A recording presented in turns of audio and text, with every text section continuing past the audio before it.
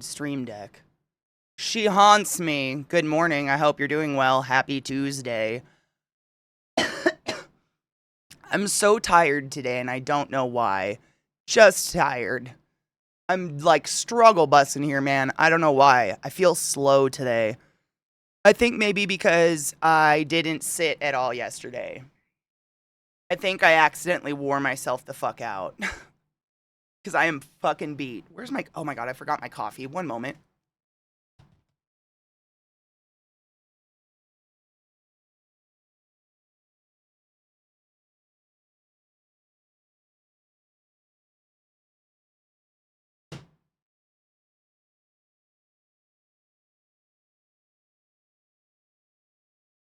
Anywhoozles.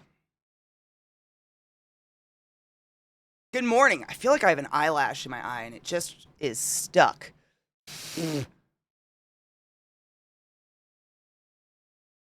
Fix yourself, eyeball. I didn't go to bed. Man, I feel like I get so tired around like 9 p.m. and I'm yawning and I'm exhausted and then all of a sudden I'm not anymore and then I'm up until like midnight or 1 in the morning and then my alarm goes off at 6. I don't know.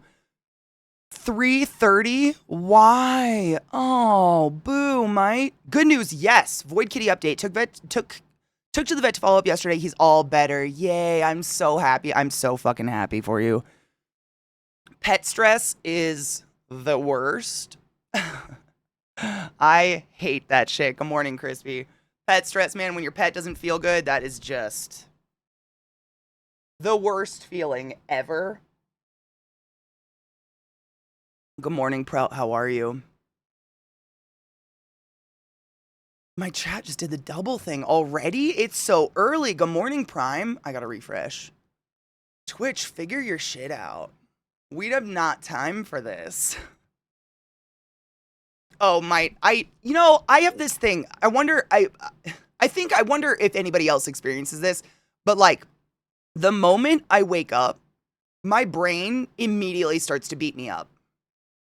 Like without even almost every day. Like if I don't jump out of bed the second my alarm goes off, my brain immediately just starts to spiral into every mistake I've ever made, like all the what ifs that have ever existed in my life. Like, did I offend that person in 4th grade when I didn't share my color crayons? You know, like immediately. It's so weird. I hate it so much. And it's what drives me. Like the moment my alarm goes off, I am out because I know my brain will do that to me. And then it's just like negative the rest of the day. Like I can't reset it. I hate it. Good morning, Anubis. Did the reading work? Bad brain days, so I took the day off from work to sort myself. I feel that. That's good. I'm proud of you for doing that. My brain does that to me as soon as I try to fall asleep. Sometimes my brain does that when I don't know. When I'm trying to fall asleep, it's more like nonsensical anxiety. Like I don't necessarily have a thought in my brain that's driving it. It's just like, wow, my heart rate's really high for no reason and I feel like shit and I'm sweating and it's cold. Guess I won't sleep. But the thoughts in the morning, it's like my brain was just waiting for consciousness to be like, you want to feel like shit, Katie? No, I don't. Stop that. Like, it's such bullshit because there's literally nothing you can do about anything in the past. Why even fucking think about it? Oh, you want to hear some fuck shit? Kaki's PTO request that she submitted several weeks ago for tomorrow was denied. It's for a mammogram.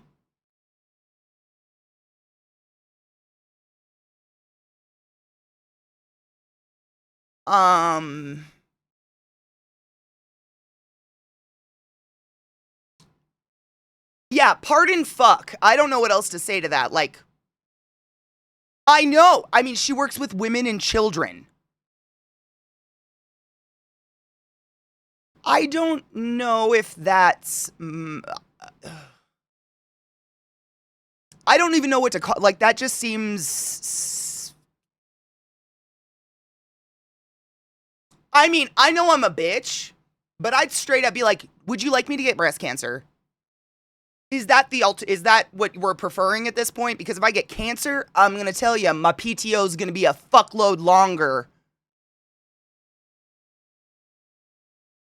Highly unethical, right? Not illegal, but so fucking unethical. That's gross. Yeah, when you have a doctor's, I mean, that's, I don't know what to do about that. I'm so sorry that's happening. That's just fucking infuriating.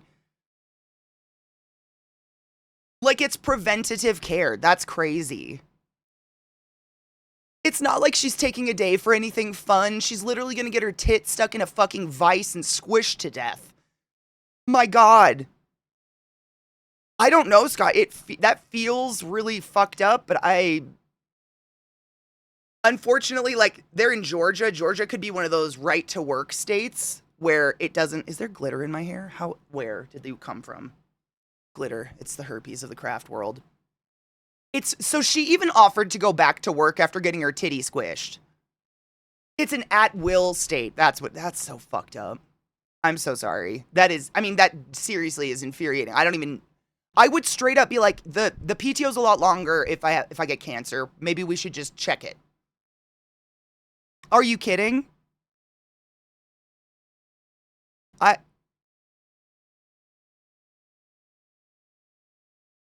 I mean, I hate to be a shit. Like, I'm the first person to go to work when I'm sick and shit like that. I'd call in. She has a goddamn mammogram appointment to get her titties checked. That's important. Like, and to make another appointment, for fuck's sake, it's going to be months. Literally months to make another appointment. That's crazy.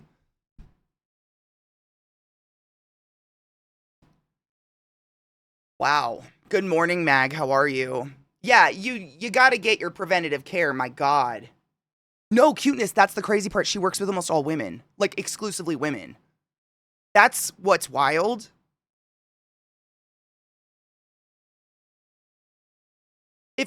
Yeah, I'm so sorry that's happening. That's fucked up. Mag, I am so tired today. What is today? A couple people in chat are saying we're just like exhausted. I don't know what it is. My body's so fucking tired today.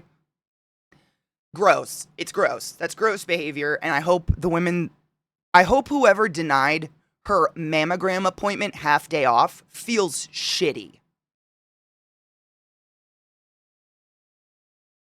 That's fucked.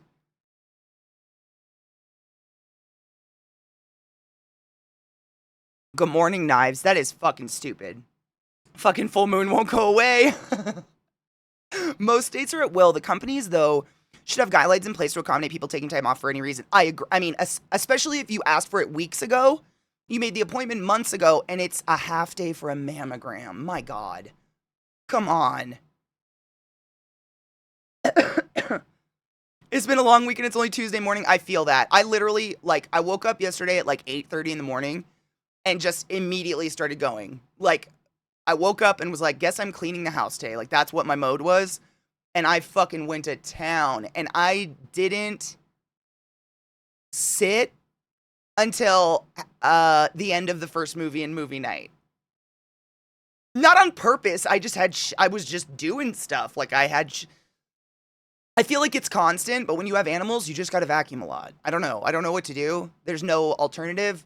Animals are dirty. Gotta vacuum a lot. I vacuum almost every day. But on my day off, I get the full day to just fucking... It's awesome. But I literally busted my ass yesterday. And then the day before, Rod and I went to a concert, which was awesome, by the way. Rod and I went and saw Devil Wears Prada and like 3 bands that we actually listened to on Faded Friday that I really liked. And it was such a good concert. It was so good. All the bands were phenomenal. Like, I didn't hate any of the bands, which was, I mean, you guys know, I even said it to Rod when we were at the concert. I'm like, I feel like this is Faded Friday, and I'm standing, because I was literally standing like this, just judging. I was like, Rod, it's a little mushy. I felt like, but no, they were good. Like, I liked all the bands, which was nice. I guess, I don't know if it's just metal, but in my experience, in my youth and all of the concerts, like all of the multiple band concerts I've been to, usually the openers are they're openers, right? They're getting their feet planted. They don't have the sound equipment. Like, they're doing their best. And if an opener can impress, I mean, no shit. If you've ever been to a concert that has like multiple bands, usually what happens is when the openers go on, the stage is just covered in audio equipment they're not even using. And as each band goes on, more audio equipment gets stripped from the stage until it's the official big audio equipment that's the main bands. If you can play really well with shitty equipment in a small venue like that, I'm impressed. But it's so nice to just like go to a concert, and I'm not like, I'm definitely that person that I would buy tickets to a concert and show up late because I don't care about the opener. Like, you guys know me, I can't sit for a very long period of time, and just being stuck somewhere drives me fucking nuts. And so I would show up late halfway through an opener-ish, and like, if they were good, I'd be pleasantly shocked, and if they weren't, I'd be glad I showed up late. We showed up fucking early. We were there before bands even started, so we could get into the merch lines and shit, and I wasn't mad. It was really good. But it was only general admission, and they literally closed the doors, no readmission, for like 6 hours. You couldn't go outside. So we were just literally standing for about 5.5 hours, just locked knees and back in this like tuna can room with pits going on and shit like that. My back was fucking killing me. Like, I'm so not, when else do you just stand like perfectly erect? My lower back was fucking killing me. Like, I was literally bending over and like touching my toes at the concert trying to stretch my back. But that, like, just standing and screaming for 5.5 hours straight, and then yesterday not sitting all day, I think I've worn myself out. Long story short, I'm really tired. I don't know why. I just feel slow today. The scheduling who does, or the person who does scheduling at her job's the right cunt. Absolutely, and I hope they feel bad. Ooh, you were at a convention over the weekend. I was up till like 1 a.m. every night. I usually never stay up till 9 p.m. I feel that. I stay up late, but I don't know. Maybe I don't sleep. I don't sleep. I should. Why are you so judgy and not nodding your head? I know. I did eventually. But no shit. What was the name of the first band we saw? Gray something? No shit. I swear to God, Rod and I don't know how, we just happened to choose a spot to stand in where everybody would exit and enter the pit. Constantly. I don't know what it was about us, but like every 15 minutes, you just feel this slam into your back and people would just start running past you to get into the pit. And then when a band ended, you know, and there was the little intermission between a band, they'd all fucking start barreling past us again into us. Like, not in a mean way. I just was like, wow, we're the road, I guess, today. Like, that's the Greyhaven. So we listened to this band Greyhaven, which were great, and I very much enjoyed them. But I swear to God, the lead singer is cosplaying Pearl Jam. To the fucking T. I wonder if I can Google him. Greyhaven. Hold on. Greyhaven. It was so, like, that was why I was sitting here like this. I was like, Rod, what, is he wearing boots? Are they untied? Like, I'm telling you, like, long sleeve flannel under a t-shirt, long greasy hair, cargo shorts, work boots, untied. I'm trying to find a picture of him because it was just it was like watching a Pearl Jam concert. He was, I don't know. I can't find a picture of just him. It was wild. To the fucking T. I love Pearl Jam. Like, there's no judgment there. It was just weird. Because, you know, fashion is fucking cyclical. Like, they're probably 16. I don't even know. Sleep, what is that? I don't know. Yeah, it was a smaller venue with just, there's like general admission and then maybe like 100 seats on a balcony you could sit in. But I can't sit. Like, that would have drove me crazy. What up, Nick? How are you? Got a new phone? Is it nice? Flannels, I mean, I ain't judging. It was just weird. Like, it's really, I've seen memes about this, but like, as a millennial, we are experiencing our first fashion cycle in our 30s where fashion just repeats itself. So like, all of the fashion that was, you know, grungy, really cool when I was in middle school and high school is coming back right now. And it's like ripped, torn jeans and crop tops and flannels. It's like, everybody looks like Deb from the Wild Thornberrys. I swear to God, if you're under the age of 20, you look like Deb. Like, clones, like, you remember, God, it was like early 2010s-ish, where every basic bitch had like riding boots, black leggings, and some sort of down vest they would wear, and they would like stand in groups and all look identical. That's what this has become. I've seen it multiple times. It's so weird. It's literally, it looks like they're going to 80s night or 90s night, but they're not. They're just existing like this because they found classic fashion and they liked it. We're classic now. I see side nose rings again. What the fuck? On young people. I'm going to see gauges are going to come back. I'm calling it. I'm calling it. Within the next 10 years, you're going to start seeing these gaping holes in ears again. I'm calling it now. It's going to happen. I effed. Was it Twitch? Oh. You know, VR, I've heard that game is beautiful. I love the Wild Thornberries. Yeah, that was such a fucking good show, but Deb was quintessentially the 90s grunge. Just like the little tube top, the long flannel, and the baggy jeans with the ripped out knees. Weird. It's so, like, weird. I don't know. There was a giant praying mantis that played this song and shot out flames. That last song? That's unique. Google Pixels are amazing. I miss my Pixel. Gage is already back in the UK. Boom! They're not back here. Like, I've been told many times that this is a telltale sign of what age I am. I don't know what I don't, like, I gauged my ears in, like, high school or something. I have no idea. I don't even remember why I did it. I just did.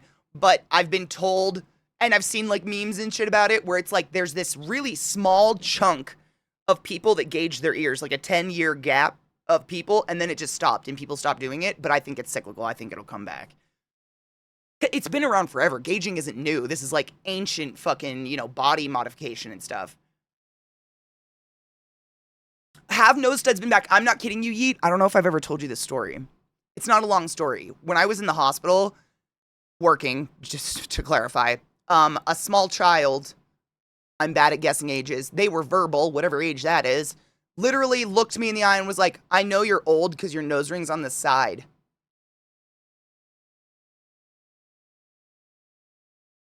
It didn't fucking make me feel old or anything, motherfuckers. Little. I mean, they were young. And I was like, what? The fuck? Okay. Side ring. I mean, seriously, kids are perceptive and they have no filter. So they're like, yeah, that means you're old. Yeah. If it's not here, you're old, I guess. I know. It's because I have headphones on all the time. I gauged my ears so many years ago, I don't even think about it anymore. Is there a particular Greyhaven song I should start with? Oh, what was the song we listened to? Do you know the song we listened to last Friday, Rod? Rod shared them with me last Friday, and I don't remember the name of the song we listened to. I'm going to look, though. It'll show that it's been played. Hold on. Echo and Dust Part 1. That was the one we listened to that I really liked. Literally, Rod threw like 3 videos at me rapid fire last Friday, and every single one I was like, wow, this is really good. He goes, that's at the concert on Sunday. Wow, this one's really good. They're at the concert too, Katie. This one's really, they're at the concert too, Katie. Like, what were the other bands? It was Greyhaven, Lost Planet. What was the band between Greyhaven and Lost Planet? I cannot remember their name. With, I know, there was 5 bands. That's why it was so long. It was literally like 5.5 hours. See You Space Cowboy. Okay, so it was Greyhaven, See You Space Cowboy, Lost Planet, Silent Planet, excuse me. And then who was right before Devil Wears Prada? Why am I forgetting? It was just a lot of shows. Like Moths to Flames, thank you. Like Moths to Flames. I want to remember these band names because I genuinely did enjoy all of them. I'm just terrible with names. It's the fucking worst. I hate it. I'm jealous of people that can just remember names like that. It was nice. And honestly, like, I've been to festivals that are 12 hours long, you know, all day. You've got multiple stages. What was the weirdest part, and probably the part that was the only part I didn't like about the experience, was we were trapped. You couldn't even go outside for fresh air. At all. And I swear to God, everyone in there is vaping into the air. You just see vape clouds going up, and it's a tiny venue that holds about 1,400 people. It was sold out. And everyone's farting and sweating, and there's dirty hair being whipped into my face, and there was no fresh air. Unless someone decided to leave, in which case the door would open, and there'd be this gust, and everybody would be like, and then it'd be gone. It was over. So, if I was to critique this show in any way, shape, or form, please pick a venue where they have at least a smoking area outside I can go breathe. Like, I'd rather smoke the cigarette air with people than the fart air. I just needed fresh fucking air for a minute. That was a little much. It was a whole lot of body smells in my face at one time and just no reprieve from it at all. which sucked. Like, just some fresh, just to, like, between bands, go outside, take a huff outside of air, and then go back in would have been great. And there was nowhere. If you left, if you went outside, you did not get back in. No re-entry whatsoever, and that was shitty. For a 6-hour show, that's a lot. And I know I'm the queen of, I need to move and get up and stir, and, like, I'm fucking twitchy. I think everybody deserves a little bit of fresh air in the 6 hours, right? I think everybody would appreciate that, not just busybody Katie. Like, even Rod said he would have liked some fresh air. I went to try to find water, and when I came back, he was like, can you go outside? I was like, no. No one can go out. It's so weird. No shit, Mag. It was just, you weren't trapped, but there was no re-entry. So if you wanted to go outside, you just didn't get back in. So that sucked. But it was fine. I mean, whatever. I've done worse. I gauged my ears in high school. I think only a 10 gauge. So when I stopped wearing them in college, they closed up. No shit. B, honestly, like, until you get to, like, this, they should close up unless you what's the word? Blow them out. There's a term for that. Is it blowing them out? Essentially, if you stretch your ear too fast and you rip them, then they never go back. So a lot of people will be like, I want a 0.0 gauge in a day, and they'll get a fucking taper and just jam that. Oh, it's so, I can't even, oh my God. I have to like touch my ears to comfort myself. I can't even imagine. But if you blow them out, that's the term. If you rip them, they never go back. Whereas mine, I can take them out. They're not that big. They're just little holes. But if I take them out for a couple days, they go back. Like, I would have normal earring holes again. I just keep these little rubber tunnels in. But yeah, they would go back because I've never, I can't, mine are like one or two sizes smaller than Vissy's. I can never remember because I never changed them. I can't remember what they are. A 0.0, I think. I think I'm a 0.0.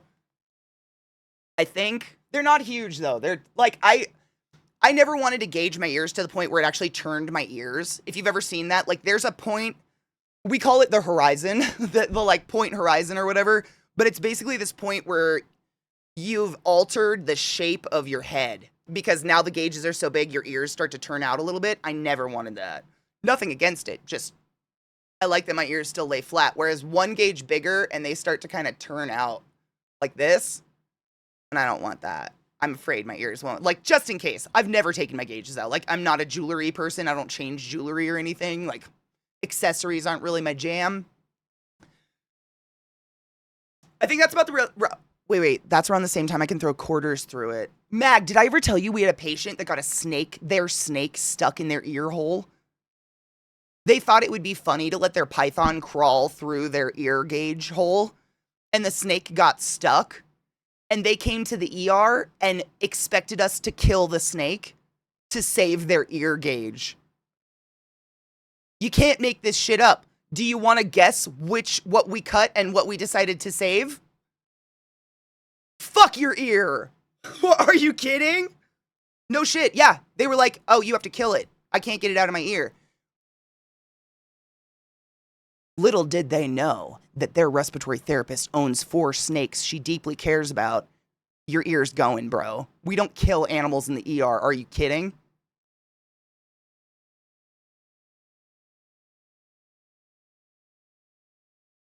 We absolutely saved the danger noodle. For everyone listening, that was not even a question. We don't murder animals in the ER because people are stupid.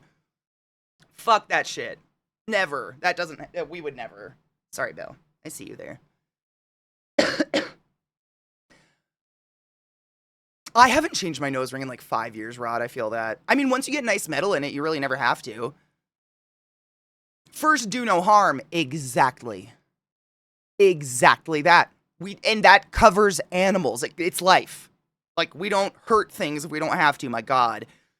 Whenever I thought I heard the last weird story from Katie, she drops another banger. What the fuck, people? Dude, I could go on. I mean, seriously, I have so many, I have stories for the rest of my life. It's crazy. You don't have to work in a hospital very long to just have everything. People are wild. You know what, VR? I was actually talking to Zeke about that last night. I just fed 2 of them last night. So what's today? I need to write this down because I will forget. Today's Tuesday, the 19th. Yesterday was the 18th. So basically what happens is most of my snakes are pythons. They're boas, red tails, but they're very strange morphs of a red tail. So what happens is when you feed your snake, you got to kind of leave them alone for a couple days, because if they get stressed while you're holding them, they literally will mass vomit up a bolus of whatever they ate. It's disgusting. But also, because I have red tail boas, their feeding response, what we call their feeding response, the likelihood of them striking me in the face because they're stupid is super high. Like super high. And there's no such thing as an aggressive snake. They're fucking reptiles. They're predators. They just have a really high feed response. So anything warm and mammalian near their face, they're going to go for it when they're hungry. So there's this really delicate space where like 3 days after I feed them, I can bring them out and hold them. And then there's a couple days where I can't anymore because now they're hungry again and they're going to, I'm not afraid to be, I've been bit by one of my snakes has bit me before. I usually can dodge them. They're really slow and kind of idiotic. I don't know if, I think I'd get in trouble on Twitch if you guys saw a bloody bite. That's it. Pythons have teeth like a fish. It's literally just to hold on to stuff. They don't have like fangs or anything like that. So if they bite you, it's nothing. It's like a gardener snake. But I don't want anyone to freak out or anyone to, like, you know what I'm saying? So I've been trying to, like, when's the perfect time? But last night I fed them huge fucking rats. I mean, wow. So on Thursday, if you remind me on Thursday, I will 100% bring out one of my babies. I'll check which one's the fattest. And we'll go with the other one. What the fuck, people? My Journey Through Medicine by ClassyKatie, 100%. I mean, it's crazy, Mag, because you know me. I'm, like, the epitome of bored. I have 50 projects going on all the time, 3 books going on at a time. I'm always listening to a podcast, like, and I've still never got bored enough to stick a toy fire truck up my ass. And I've been fucking bored, my dudes. Fucking bored. I don't know. It's crazy. It's wild. So are mine. That's the problem with red tails. BCCs or BCI, I think what they're called now. They're always hungry. And so they see something pink and mammalian, they go for it. They don't know what it is. But like once I get a snake out and I'm holding them, they're conscientious that no longer this is feeding time. It's just getting them out. No, seriously, remind me, VR. I've been meaning to do it for ages, but if no one, like, you know how it is. It's because they're my animals. I don't think about it. Like, I think about it after stream when I'm bored and I'm doing nothing. I'm like, oh, I'll hold a snake. I don't think about it. I need to be reminded because otherwise that day span of them being full will be gone. And then I'll be like, I can't, they'll bite, they'll probably like, and try to bite me or something, and I can't have that on stream. Like, I'll probably get in trouble for something. Blood or something. Hopefully it's Hot Wheels. A bottle in my siblings? Wait, the beer bottle and the clam? That was a high school boyfriend's brother. That one? Where they were having a big party at his house and we were all sitting on the couch and he just randomly was like, yeah, I just got back from a party where some girl let me stick a beer bottle in her clam. And we were all like, okay. It was a weird moment. Not my siblings, though. He said clam. I'm quoting. I can't tell this. It's not funny if you don't quote it. You got it. That's just a quote right there. I didn't say clam. My little sister was there, by the way. Sarah retells this story from the perspective of like a 6th grader, which is awesome. I was such a good sibling. Love that my sister can retell these moments for me.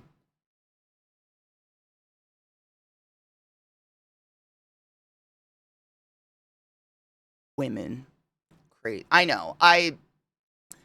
My theory as a kid was if my sister's gonna party, she's gonna do it with me because I'm gonna watch her ass and make sure she's safe. So when she was real young, probably too young, definitely brought her to some parties. She brought her to college parties too. But my sister's doing great. So I'm not gonna say I did the right thing or the wrong thing, but she's doing great. So she's not an alcoholic. She doesn't party. What the fuck, people? My Journey Through Parties with My Sister by ClassyKatie's sister. Mag, I'm pretty sure I pulled this picture up on stream. Do you remember that picture of, it's like a passed out drunk person on the ground with their shirt off, and it's me drawing a giant dick on their chest? I've pulled this picture from college. There's many pictures of this. My sister was at that party.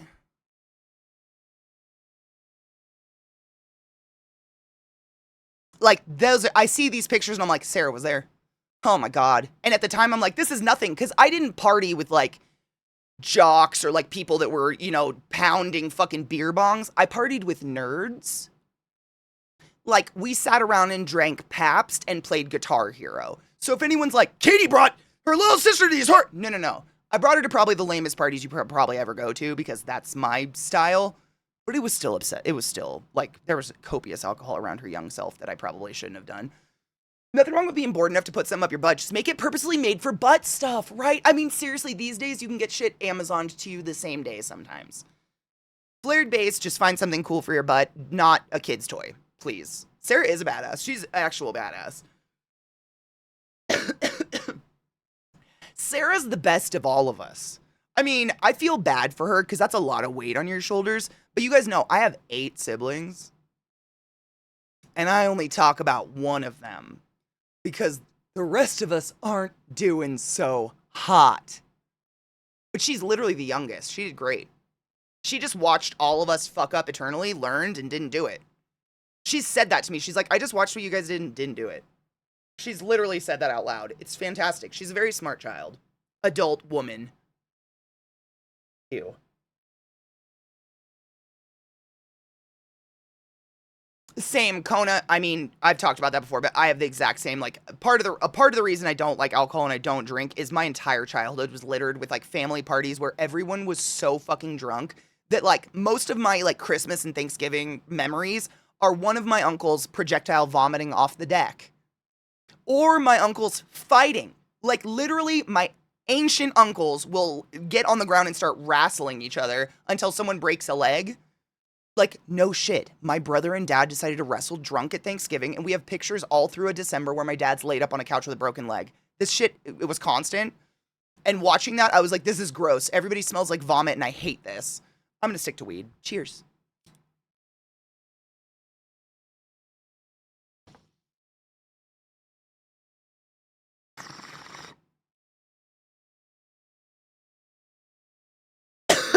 The wrestling. They always wrestle. That's like the, my dog is right under me, sorry. That's the default when they all get drunk for some reason, is let's wrestle. And they're old. Like, I'm saying, they're in their 50s, 60s, 70s. It's time to stop wrestling. Because they literally snap bones. And it's just, none of them drink unless they're together. And then it's like, let's get a bottle of wild turkey and see what happens. I don't miss that.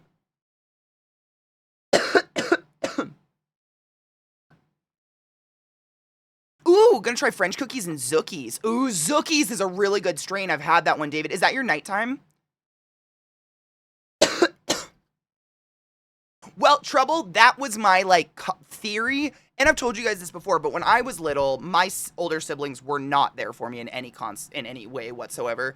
And I ended up in a lot of... I got new weed, by the way. I ended up in a lot of... compromising situations, and I had no one to call.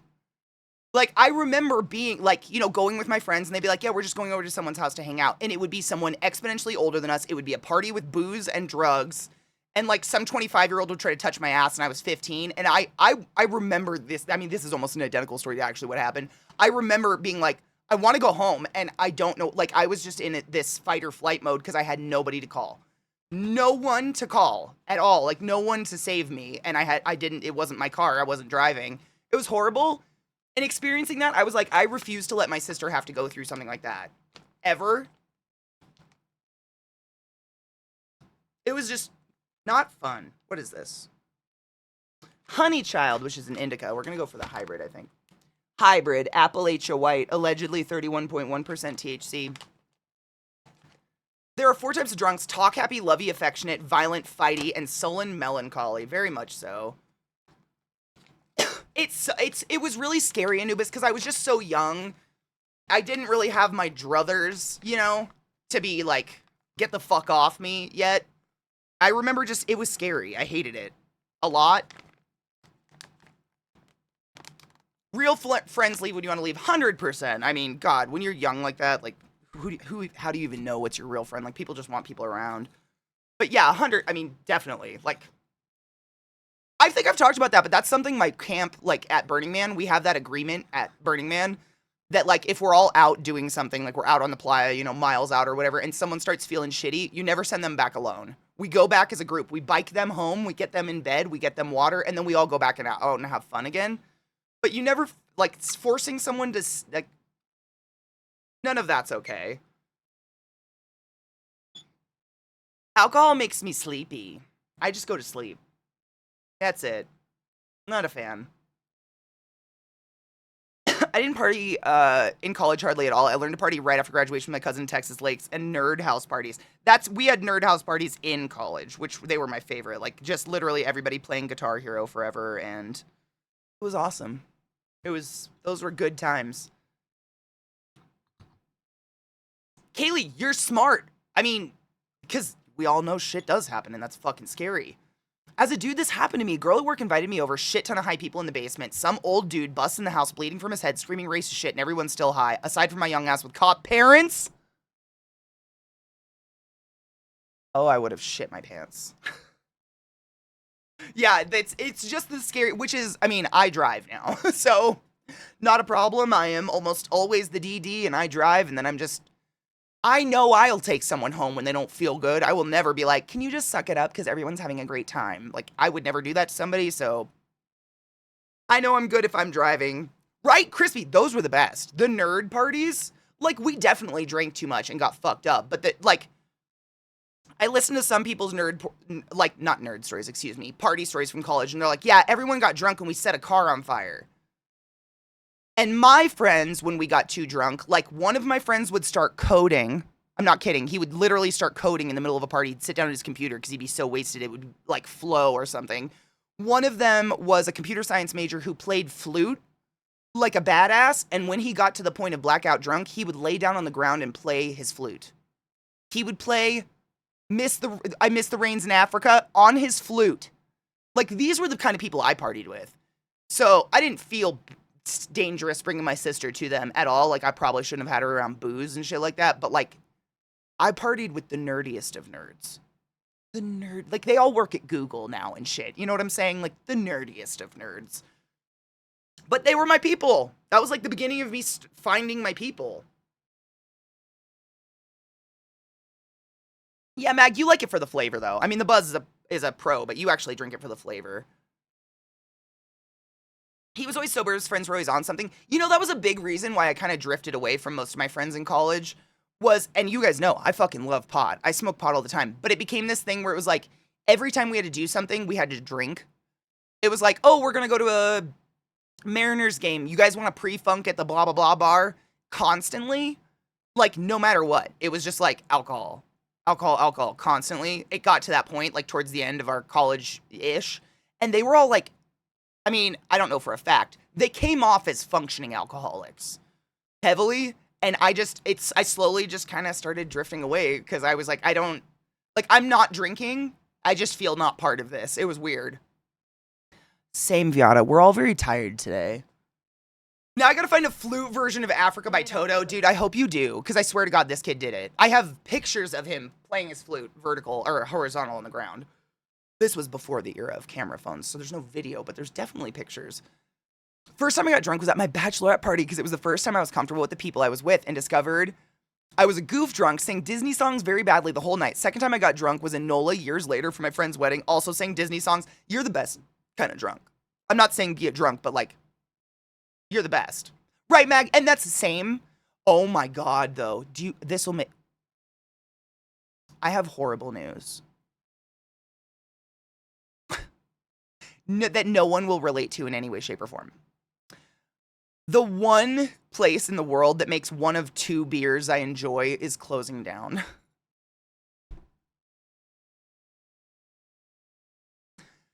And I'm just real sad about it. I know. It's like, it was this like establishment in my college town called Boundary Bay Brewery. The Boundary Bay Brewery. It's where I had birthday parties. It's where I threw birthday parties for people. It was like the place to go when I was in college. It was like split in half. Half was this giant dining room, and half was a bar with live bands all the time and dancing and shit. And it was kind of like a hipster microbrewery. They brew their own beer. But I swear to God, Boundary Bay Scotch Ale is one of 2 beers in this world I get excited to drink. And I don't know what to do. They're closing in a year. They're closing next October. The owners just don't want to own it anymore or something. My sister texted me about this because she still lives nearby. I was like, what the fuck? What the fuck? I'm so sad about it. That and Mac and Jacks, though. I still have Mac and Jacks. If you're on the West Coast, you can probably find a Mac and Jacks. That's one of the 2 beers in the world I really like. That I drink for pleasure. Zendivia, give it to us on Friday. I want to try laying up on the couch playing my flute. It occurs to me that it might actually be less tiring for the arms playing. It might be. He literally laid on his back with his eyes closed and would just start while he was wasted out of his mind and played Toto. It was crazy. Oh my God, Nameless, why'd you get smacked?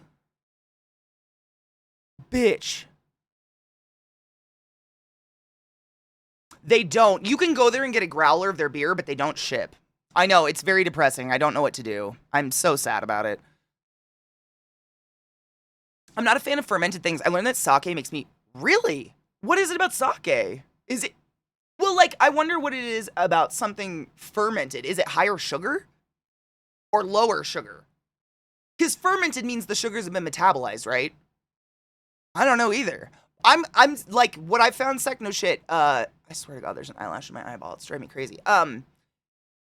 When I, like, wine in the States, my whole life, 1 glass of wine, instant headache. So I just don't like wine, just stayed away from it. When I went to Europe for the first time, I think it was either Greece or Italy, they just give you bottles of wine. Everywhere you go, there's alcohol and wine everywhere. And when in Rome, literally was in Rome.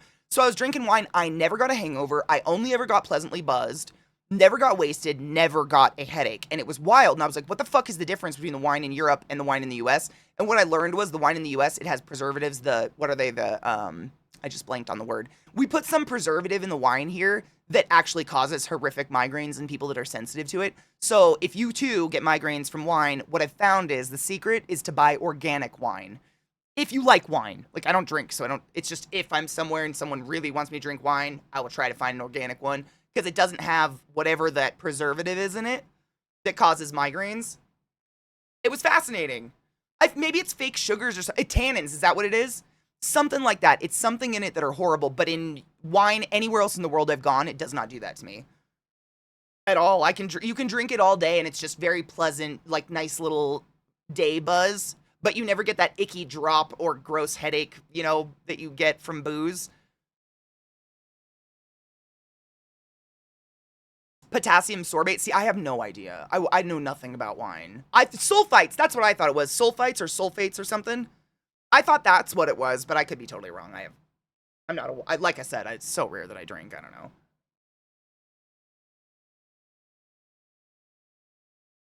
I was in Stockholm last summer as a joke. They made us eat fermented herring. Wait. Surströmming? Isn't that surströmming?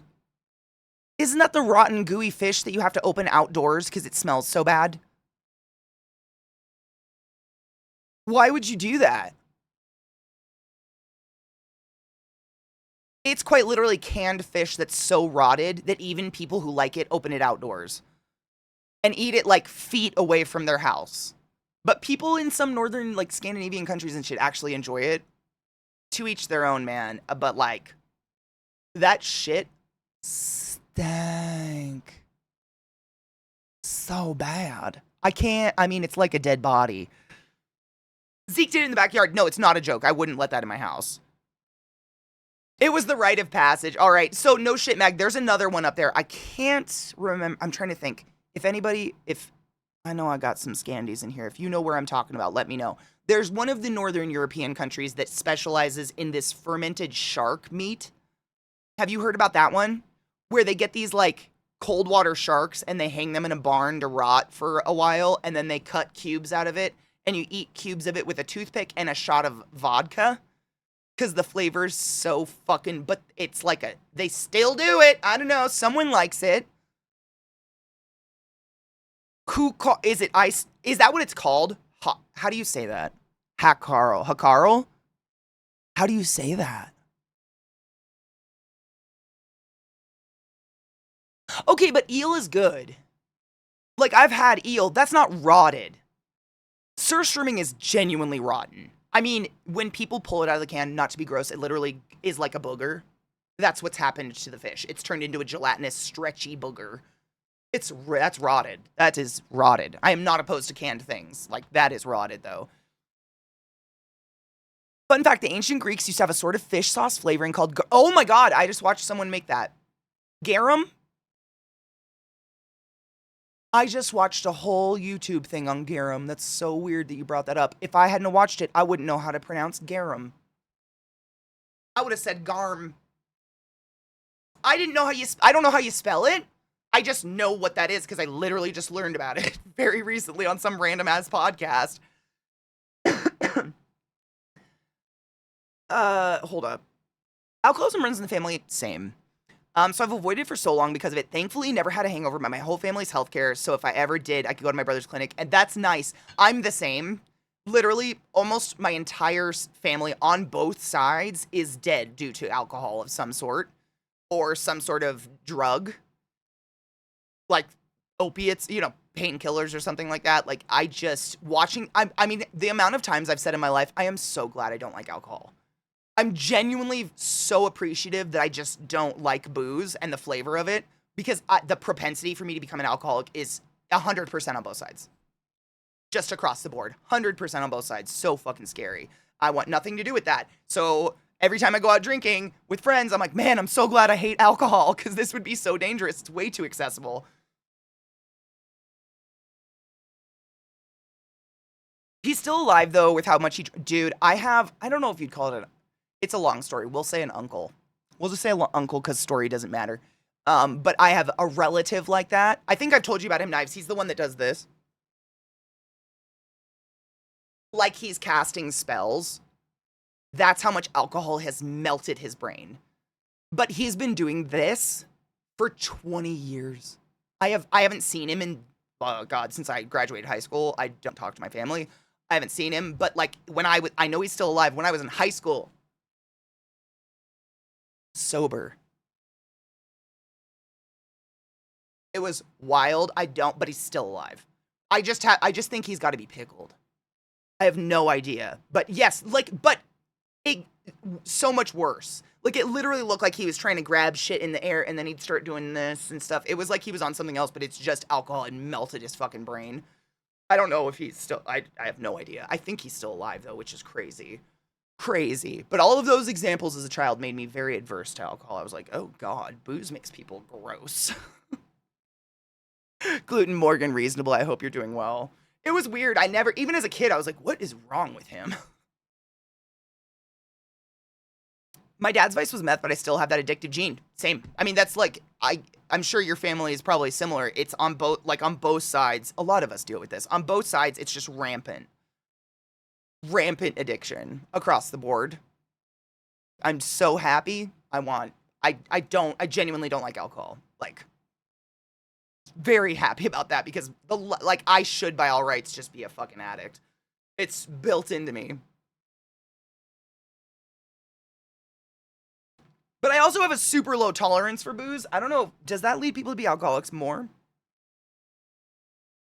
That was like, my dad's side was all alcoholics, my mom's side was more other things, like painkillers, and I think she had an uncle who died of a heroin overdose or something like that, and like a lot of older medications we didn't know were terrible for us that were just given to women and shit to just live on, a lot of that.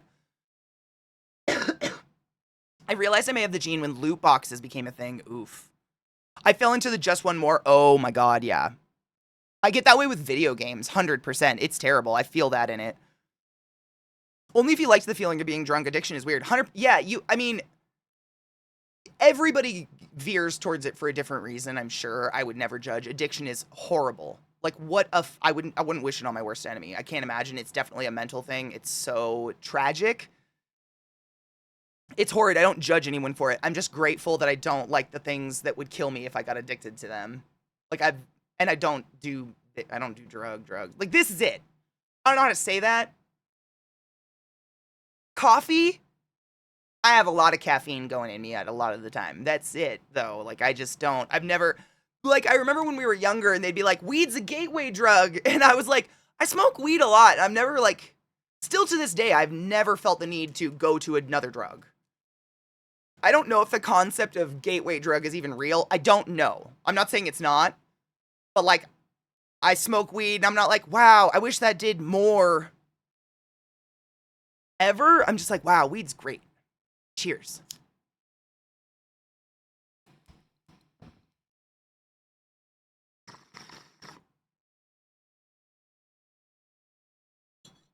Oh, Kaylee, I get that too. I do not like that's why I say it all the time. Like as much as I do smoke pot a lot, I don't enjoy the feeling of being out of control stoned where I'm stumbling and like fucking I literally will get to the point where my feet don't work. I have before in the past. I'm not going to say I will get. I do this so rarely. It's happened to me. Usually with edibles or something, but I can feel myself tipping. I hate it. I baby like you guys see me when I hit it. I take these little mini hits off my bowl and just maintain this lovely little stone all day. But I'm not sitting here rocking my brain out unless it's Faded Friday because I don't like it. I don't want to feel out of control. Like I smoke enough pot to calm me down, but I'm still completely in control of my facilities and I don't feel like it does anything to like my decision making processes or whatever.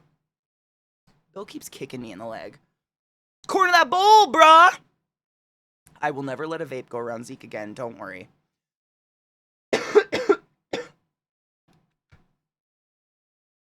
Oh, I feel that, Green. 100%. David, I know, same. Like, I've definitely fooled around. I experimented with a few drugs here and there. And every time I have, I'm like, wow, that's terrible. And I hate that. I'm just going to stick with weed because I'm not here to, like, lose consciousness or forget about the world. It just slows me down a little bit so I can function like a normal human. Exactly. The only gateway there would possibly be is if you bought it from a guy who would sell you other stuff. Exactly. And they're trying, like, upselling you on something or something like that, right? And I had a dealer when I was living in Baltimore who, he wasn't trying to upsell me, but he was like, he just asked, have you ever tried dabs? And I was like, no. Like, how would I try dabs? Where the fuck are you going to get that? He's like, oh, I get it from the legal states. Do you want to try one? Next time you come over, just plan to hang for a couple hours because, you know, he's a good dealer and would not send me driving off stoned out of my mind. And so the next time I went to buy weed, I stayed for like an hour and we smoked a dab. And no shit, I didn't feel any. I mean, I still to this day don't know if dabs are any different, but I did a dab and just hit it like normal, blew out the smoke. And he just sat there and like stared at me for a while. He's like, I've never seen anyone take a dab and not cough. Are you sure you don't do dabs? It's like, never in my life had I done one. And because of that instance, I've never done dabs again because I just don't care. It doesn't do anything extra for me. Like, I don't want to be super high most of the time. She like readjusts herself to be on my legs, just right under my desk. Like, she's doing it right now. Now her entire body's on my legs. Is it? Yeah, it's a really, really quiet song in the background. It's just really quiet. Stop it. That'll be better.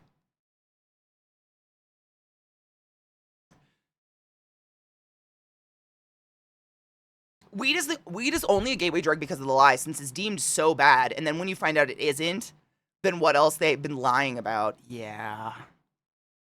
Is pot your self-medication? I have a friend who smokes all the time, but he says it's so he can just deal with life and he doesn't really get high. That's basically kind of it. I do get a little high, but how do I describe this? Indigo. It makes me feel more tolerable. Like I say, like yesterday, for instance, when I popped into movie night, which is like 5 o'clock my time, I had not smoked all day. I don't even think about hitting my bong until I have to sit because it helps me sit. It just slows my brain down just enough that I'm not like going a million miles an hour and feeling the need to physically move a million miles an hour. But if I'm up and moving and shit like that, I literally don't even think about it. It doesn't even pop into my mind. It's the moment I have to sit up. Where's my bong? Anytime, where the fuck is my bong? And I get, like, because I just start to, like, get up. I need to get up and move and do. So that's, yeah, it makes me feel more tolerable because I feel annoying when I get like that. When I can't stop moving and I can't, like, the amount, I have already uncrossed and recrossed my legs probably 25 times in 1 hour. I just redid it again. If there was a counter on the sheer amount of times I uncross and recross my legs under this desk all day, it's like my form of walking while sitting. It's obsessive. It's crazy. But it, like, I call my brain a tiger beetle. If you've ever heard of a tiger beetle before, it's a real beetle. And it's technically the fastest land animal, but it can only move like a couple feet at a time because every time it moves, it has to stop and let its brain catch up. Its body moves too fast for its brain. And I feel that. And weed just takes that away.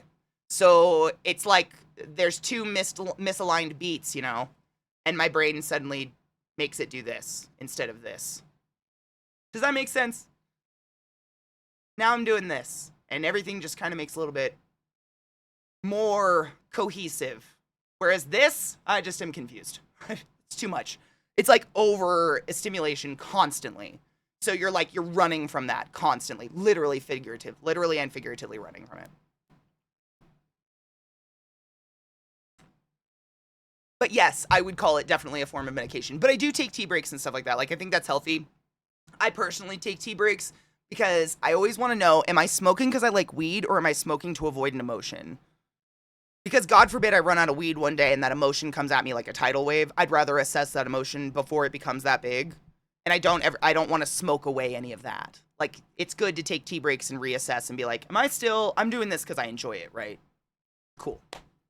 I think that's important. Good morning, Molly Love. I hope you're doing well. I'm on the hunt for an edible that will calm my brain down without making me sleepy. I'm OCD and likely ADHD, but it's easier to do weed than it is to get officially diagnosed. 100%. I totally understand that. It's such a fucking mess. A problem waiting for people to finish their sentences. That's a lot of people. Tea breaks are part of our national identity. Oh my God, you're right though. Sometimes I'll smoke every day for like a week and I'm like, wait a sec. Yeah. Literally, I'll do that and just take a day off. Be sober and be like, no, I'm good. I am smoking still because I enjoy it. It's just available. It's there. It's also kind of like an oral fixation. Like, you guys know I usually have like 5 beverages around me and my bong. And it's a way of appeasing that constantly. No, I saved it. I was so fucking tired last night. I just went to bed. I just went and laid down. I didn't watch it yet, but I literally have it in my browser to watch today. I almost closed it and had a panic attack this morning. It's a form of I just uncrossed and recrossed my legs. Again, it's absolutely stimming. Yeah, because my body's like, why are we sitting? We've got all this energy. Get up. Get up. Get up. But then I get up and I'm like, now what? I don't have anything to do up. I fucking bleach cleaned my house yesterday. It's spotless. I'm here, but I'm not going to talk because I'll get distracted. I love you.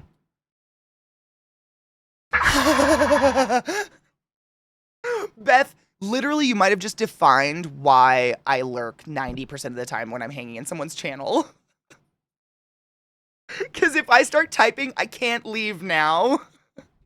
I love you. Please stop talking. Go away. I'm just kidding. I love you so much. Robo, thank you for gifting us up to Beth, you silly fuck. I appreciate you. Thank you. I swirl my hair while stimming. I pick my fingernails off. It's terrible I do this. Eventually, and I'll just start to like... That's why I do the gel nail polish, because then I can't do that. It stops me from picking off my fingernails, but oh my God. Me all the time. I'm the same. I'm not kidding you. It's the worst. Like, once I start talking, I can't get up and do what I was doing. Like, I totally meant to put this channel on as background sound because I just like your voice and listening to you. But now I'm invested. Don't ever feel like you can't get up and leave. Seriously, Rod? No shit. That's exactly why I do it too. Because otherwise I would destroy my hands. I would just constantly sit here and do this and pick at them and whatever. So if I have this hard shit on, I can't. It's the only way I stop myself from destroying my hands. Seriously, like you see people with like chewed up cuticles and shit. That would be me. I'm gonna do it now. There's an uneven ridge. Oh my god, why is there an uneven ridge? Oh, it looks like I hit my fingernail with a shaver. I literally shaved a chunk out of my fingernail. That's good. So, wow. Hello, sunshine. Good lord. I mean, Beth's one of the coolest people. So, that kind of checks out. I know. Ah, it's so bright. And the world says, hello, sunshine. It'll go away. Just give it a minute. My god.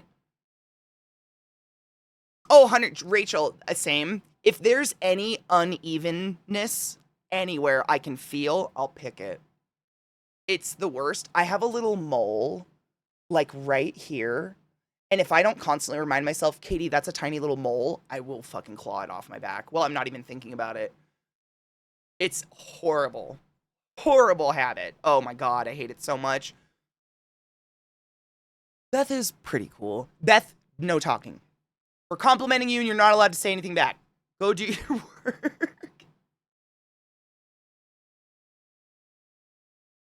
What'd you do if smoke just started fuming off my head? Wow, that sun feels hot today. I've raised a part of my tattoo that I pick. Yeah, I completely identify with that. I'm absolutely that person. Like, I'm very thankful I don't have, like, acne in general. I get zits every once in a while, because who the fuck doesn't? That's forever. Acne never ends. But, man, if I would have had, like, bad acne, I would be scarred to fuck. I would have just never stopped. I can't. Once there's an uneven bump, I'm like, oh, what's that? It's the worst.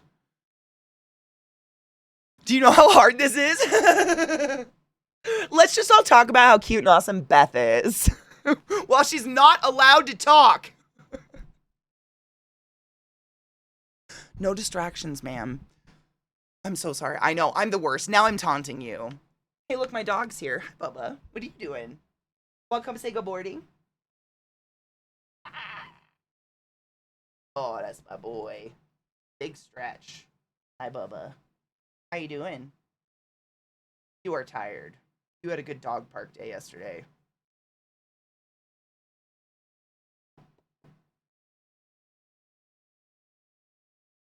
Hi, bud. My sweet boy. An hour passed, Trick's like, piss time. Every day. He's just got the weirdest internal clock. Oh my god. And he cries for a good 15 minutes when you leave. Literally. Like, just runs around the house and searches rooms and goes, huh? It is fucking sad. He is the cutest boy, but he genuinely loves Rod. And when Rod, like, we have to hold their collars because they want to leave our yard to go with Rod so fucking bad. I literally, like, am holding them back like stallions or something. It's crazy. We don't have to do that. They're so intense. And then Trick just sticks his nose in the fence and whines for like 15 minutes straight. And then he searches the house multiple times. And then the next morning, I have to open the guest bedroom to show him and prove you're not in there. That happens every time you visit. That morning, he will sit with his nose at the bottom of the door, just trying to figure out if you're in there until I open it. There's no one in there, bud. And then he's good. And then he leaves. But he's just like, yeah. He likes when the pack is together. He wants us all together all the time. Huh. It helps that you love Zelda too. Zelda's pretty cool. He's the best. He's the best boy. Real talk, Beth tweeted years ago about how to just use the mobility aid you need, and it greatly changed the outlook, and I embraced my walker. Fuck yes. Fuck yes. Beth tweeted years ago about how to just use the mobility aid you need. 100%. I can't agree with that more hard. My God. Beth, no talking. But for real, like, putting yourself at a disadvantage for the world, fuck the world. Fuck the world. You deserve mobility. Period. Everybody does. You're allowed to have closed doors in your house. Not really. I mean, they protest it. Problem is, my guest bedroom has a window that looks out into the street, and he will just sit in that window and wait for a dog to go by and then fucking flip out. Just at the window. Like, it's just covered in nose smears of my dog. So I have to close it so he doesn't do that all day. Because he just loves to watch out a window and then bark. But then if I open the window or open the door, he doesn't care anymore. He only barks because there's a window. You're a weird dog. You're weird, but you're real sweet. You're just going to lay on my desk. That's cool. That's fine. She did the same for me, too. She taught me it's okay to tell the world you're disabled. Beth's is such a fucking inspiring, awesome bitch, isn't she? Who doesn't have the ability to type right now?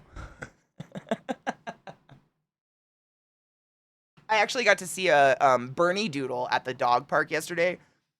A puppy. I mean, they were barely a year old. I think they were like 11 months or something like that. But he was all black and white spotted, except for a bright red-brown streak down his ass. Like, I'm not kidding. It just looked like he had the runs. Just red-brown from asshole to taint. And that was it. And the rest of him was like black and white spotted. So fucking cute, though. Such a nice little puppy. Trying to build a compound. I know. Bud would love that. Lil, she puts up. I think she loves Rod, but she puts up with most people. Beth is my touchstone on reasonable understandings of mobility aids and changing my perspective on hidden disabilities. It's good perspective that I love to get. That has been something that has been I greatly appreciate just from Twitch in general. I've learned that across the board. Like, from so many of you. Just how prevalent mobility aid is needed and often not accessible is crazy. Like, I mean, I always bring up this example, but my girl Eliza, for instance, being literally medically blind, applying for aid, and they sent her a packet to fill out to prove she's blind. America. Frick, what? Crazy. That's a real story. She fought for almost 2 years to get some sort of aid because she can't drive, she can't work, she's blind. The fuck? It's crazy. It's just insane. And like, I don't need to say it. You guys know. It's crazy, but that's America. It's wild. Thankfully, at the time, she lived with her mom, so her mom could help her fill it out and shit, but no shit. She should have taken a thing of lipstick and been like, I'm blind, and sent that back. Because it makes just as much sense to do that, to be honest. I saw an employee at Olive Garden with no legs scooting around in her drive wheelchair working really... Wow, that's awesome. If this country had a face, I'd punch it. Fucking men on that. Fuck that. Yeah, it's crazy. I mean, you guys know.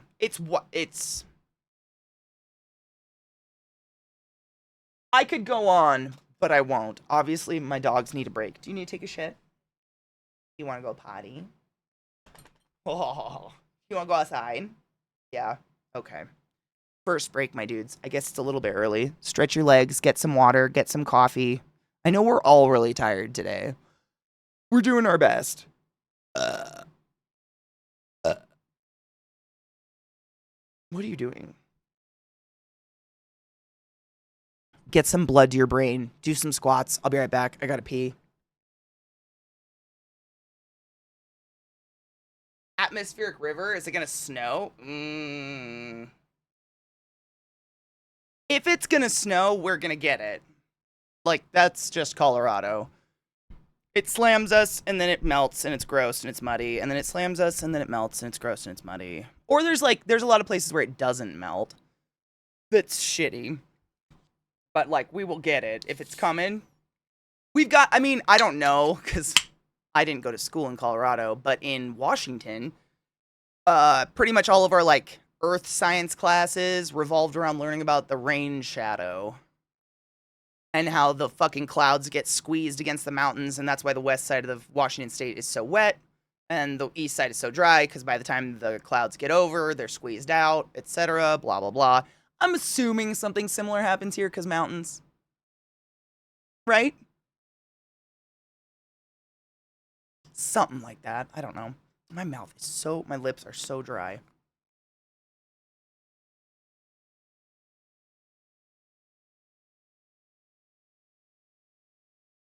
Has it sound identical to when the vampires are flying in Lost Boys? I wonder which song. Weather be weathering. It is. We learned about lake effect. Yeah, you learned about lake effect, which I learned about in my 30s. I didn't know. You turn my fucking heater off, bastards. I didn't know anything. I didn't know about lake effect at all until you guys taught me about it. That is fascinating. Heater, it's so cold. Burn me.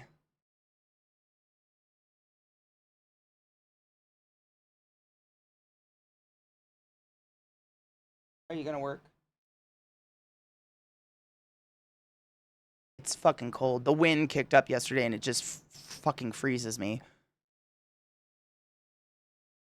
Oh, no shit. That's why the Gobi Desert is a desert, if I recall. Surrounded by mountains that eat up all the clouds, so it's just forever dry. I would imagine. I mean, it's got to be a similar effect, right?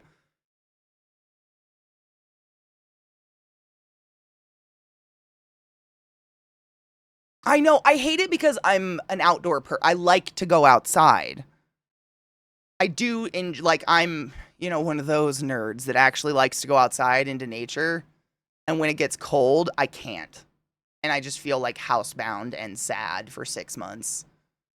I hate it. Like, they literally block off the mountains, so I can't go anywhere. Like, you can't go into the nice parts anymore in the wintertime, so you're just stuck.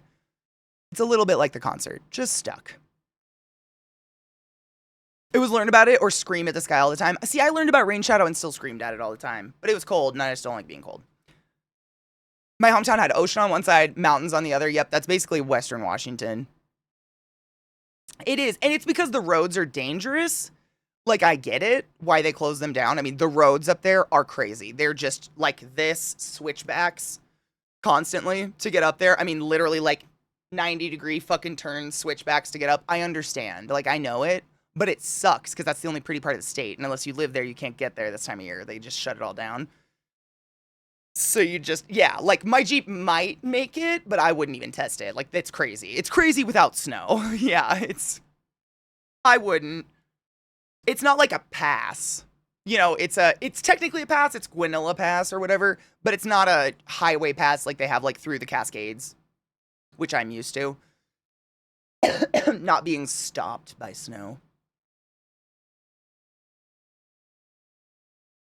We have a valley full of concrete that creates a heat dome.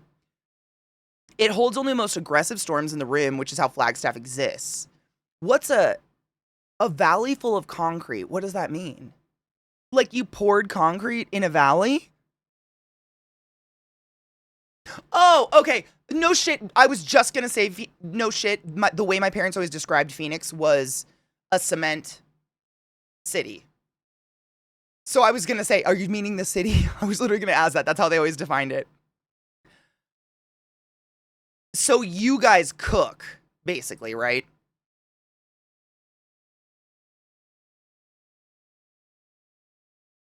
Is that why? The weather's so bad in North Austin because it's all parking lot. Is that why? Interesting. Dude, I'm so fucking tired today. It's fine. Limp through it. Cities in the large amount of concrete here creates a heat island from the thermal mass of all the concrete and all the people generating the heat. Wow. Cities in a crater, essentially. Interesting. That sucks. You like Denver so far? I'm glad. Do you like living in the city? South Austin has more hills to break up the wind. We get a lot of wind. I think that's what cools us down a lot, is that wind and the altitude, obviously. And Texas sucks in general, as we know. I know. I mean, you're preaching to the crowd, man.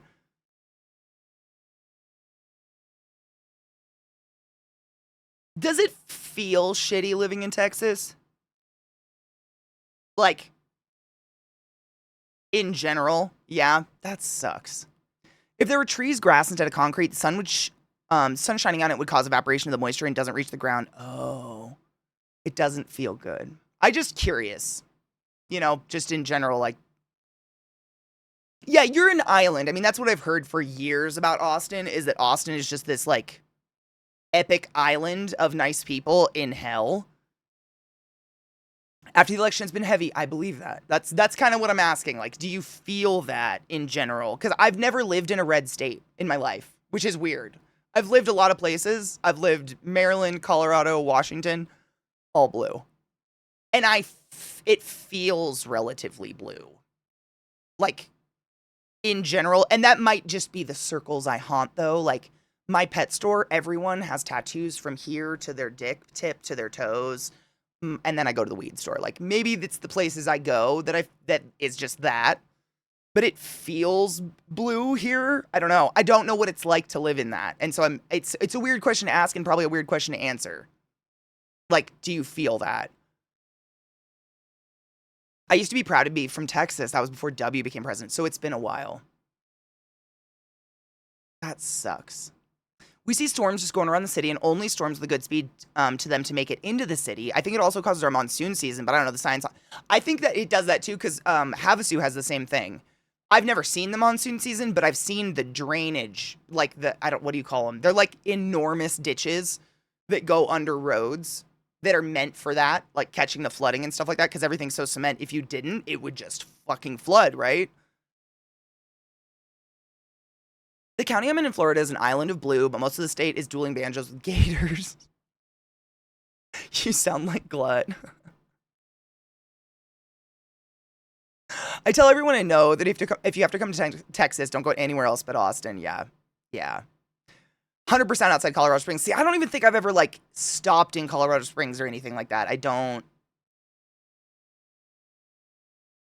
think. If I did, I didn't know it. Storm drains, is that what they are? They're just storm drains? They're just these, like, 12-foot wide cement storm drains. They're huge. Yeah, I'd never seen big ones like that before. Like, they're enormous. But it also, I imagine it's because it's a lot flatter. Because, like, Washington, we get a shit ton of rain, but it's so, especially, like, Seattle and the cities, they're so like this that the rain doesn't sit. Unless you're, like, in the valleys, in which case it's all farmland and they kind of want it to sit anyways.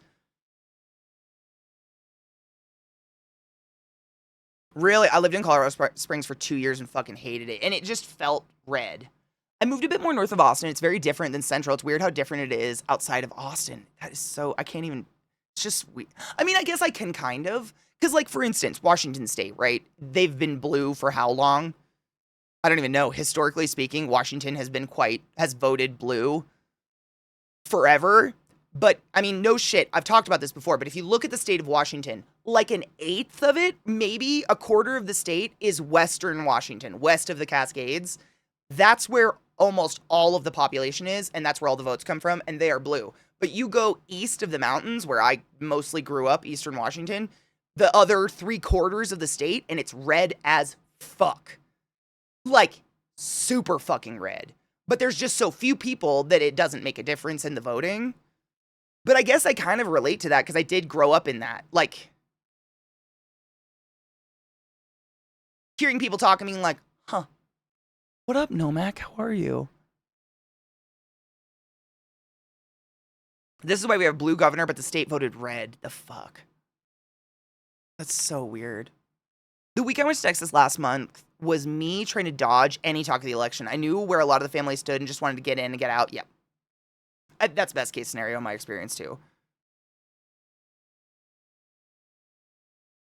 I live in Texas. The red sucks, but there's blue here that gives me hope. It's crazy that the popular vote in the U.S. red dominated, but it's hard to not live in Texas and be proud. My family's many generations from Texas, aka East of Mexico. I don't think where you live defines you. I mean, seriously, there's at least 5 people in chat right now who live in Texas who are decent, moral humans who believe in basic human rights. Like, you can't. I think it's like, I feel like it's got to be the same way when people are like, yeah, well, America. And I'm like, okay, I'm American and I don't do any of that. And you know that. So you generalizing me into that group is kind of rude. I feel like it's that, like when people are like, oh, you're from Texas? Like, a lot of us are just stuck. Like, it's expensive to fucking move, man. We don't have a choice. It costs, I mean, to safely move, you're going to have to save up at least $5,000 in the US. And that's a first month, last month rent, deposit, moving costs, etc. It's insane. And Texas, I mean, goddamn, it's enormous. Only really shadowed by Alaska with 10 people in it. And that's all I've got to say about that. There's something in my eye, and I cannot get my fucking mind off of it. I don't know what it is, but it's been there for like an hour and a half, just floating back and forth, and I'm going fucking nuts. What is it? What's in my eye? I have to deal with this. I'm literally, I can see it like going, it's a hair or something going across my eye, and it's driving me fucking nuts. It cost me a chunk to move from Georgia to Colorado. No shit. Yeah, same. I've moved across the country from Washington to Baltimore, then I moved from Baltimore to Colorado. And it was expensive both ways. And not to mention the time you got to take off to move and stuff like that. Moving is expensive. Did I get it? What the fuck is in my... I'm going crazy, man. It's been there for now an hour and a half. And it's... What's in my eyeball?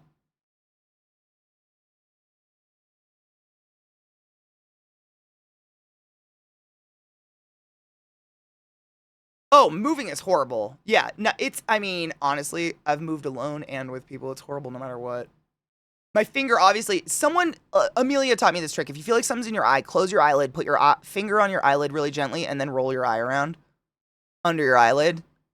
And sometimes it works. Now my eye is just really blurry. I gotta see if there's anything in it. Ooh, sec. I'm excited for you. Dude, Alexis, that's really nice. It's so, I mean, it's crazy expensive. We moved from Oklahoma to Michigan, UP, and it costs around $5,000 with the U-Haul rental, gas, hotels, etc. Yep, all of that. It's crazy. And that's, I'm assuming that was with your house, so that wasn't even including like a first and last month and deposit and all that fucking extraneous shit.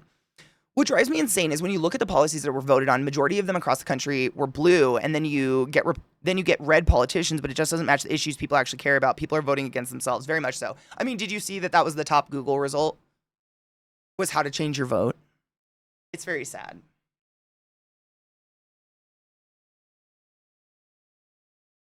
The intelligence level. Yeah, it's the well, Sec, you hear me, I say it all the time. The children, I say it jokingly, but it's not. The children were left behind. And those children that were left behind are now adults, breeding and voting and things. Like, we were the fuck left behind. You know what I'm saying? Well, that and buying a house. My God.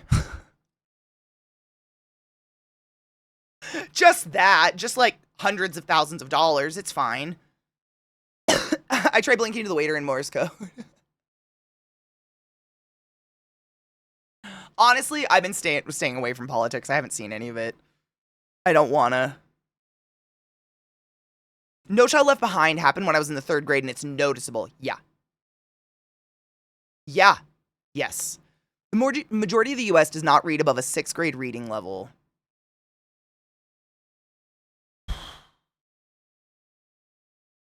I don't know what to do about that.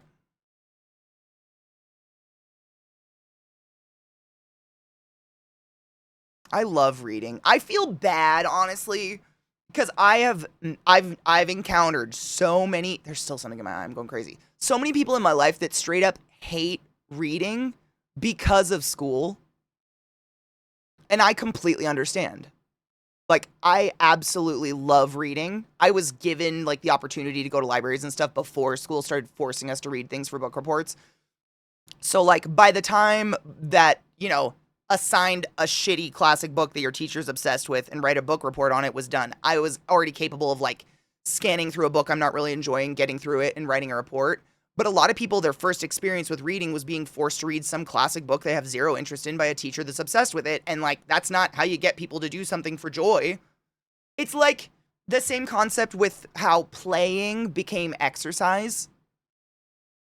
Like, there was a moment where we all went outside and played for the very last time, and all activity after that moment became working out.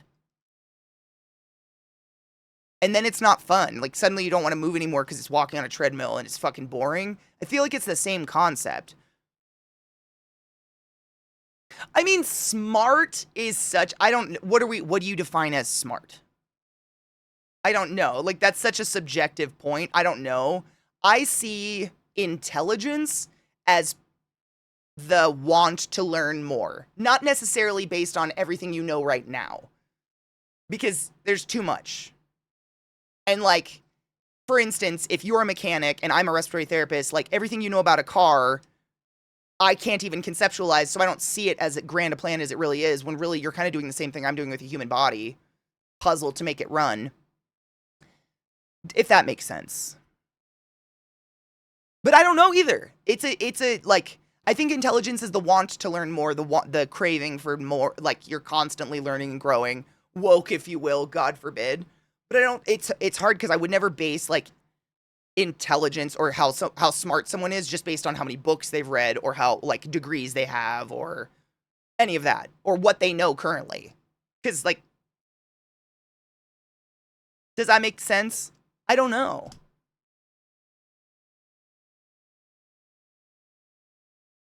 When I was in grade school, we had a Scholastic book fair. We had Scholastic book fairs too. I fucking loved them. Oh my God. And lots of places rewarded for reading, read X amount of books and get a free pizza type of thing. We had that when I was like in elementary school, which was fun. But at middle school and stuff, not at all. There are different levels and different methods and ways to show those two, very much so. And like, I don't, like, how am I to judge it? I don't know. I think of intelligence smart as the potential and education as what you figured out. So they may have a lot of potential, but they're not interested in using it, which is sad. That is sad.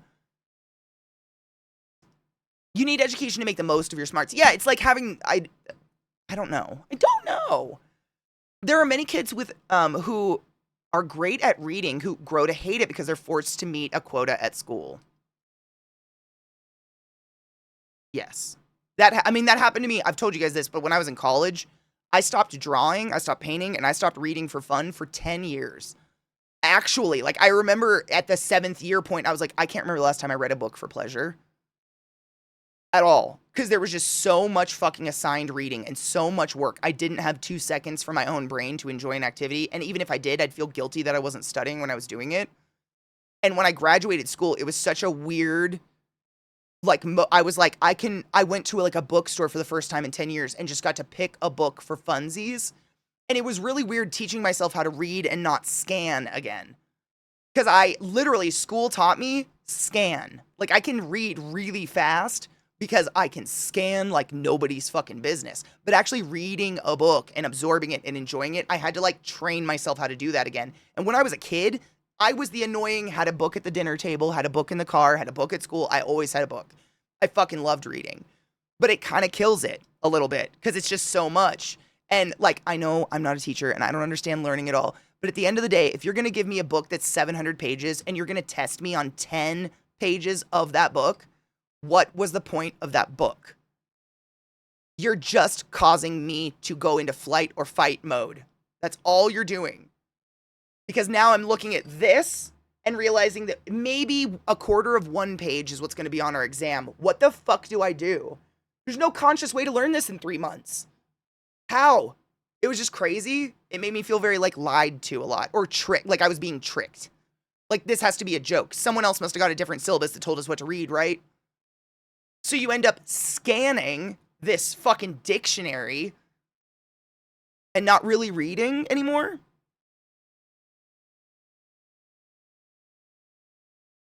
I don't know. Scholastic book fairs still happen. That makes me so happy. I don't need sleep. I need answers. Literally. Those book fairs were my favorite thing. Bringing home that little paper pamphlet to my parents and like getting to circle books I wanted to get or something. Oh, I was so excited. Did you hear Book Talk tried to ask people to stay non-political? It is a privilege. That's a privilege. I get. I don't know how to word that. That sounds like when people are like, not to make it about race, but you know, like half of the world doesn't have the choice to not make it about race, right? That's how that reads to me a little bit. Like, yeah, what? I hated book reports because I just didn't know what they wanted. They never said it what they wanted. Read a book and write a report on it. What do you want? Do you want me to retell the story? Do you want to know the story? Why don't you fucking read the book? What the fuck is the point of a book report? To prove I read it? Oh, do I just regurgitate? I never knew. I never, to this day, like, I just hate it. Just tell me what to do. That's what school broke me into, is do as you're told. Stop with all this free will bullshit. I don't know what to do with that anymore. You didn't teach me what to do with that. You can't expect it now. Outlines, motherfucker. Outlines.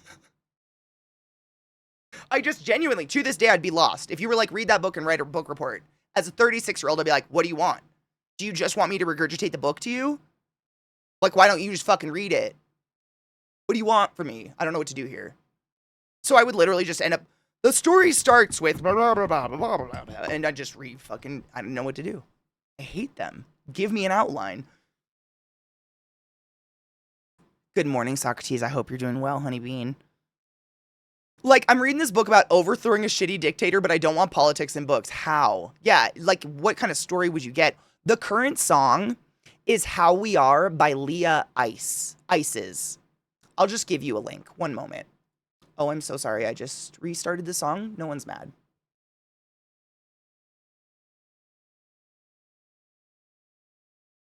I just want to link this fucking album, please. Just because the name is kind of interesting and different to spell. Leah Ace is great. There's still something in my eye. I'm going crazy. Instructions and conclusions are the bane of my existence. Why am I retelling you what's in the damn essay? I've never understood it. Like, I understand that I don't know how else a teacher gets you to prove you read the material other than testing you or getting you to write a paper, but it just seemed stupid. It has always seemed stupid to me.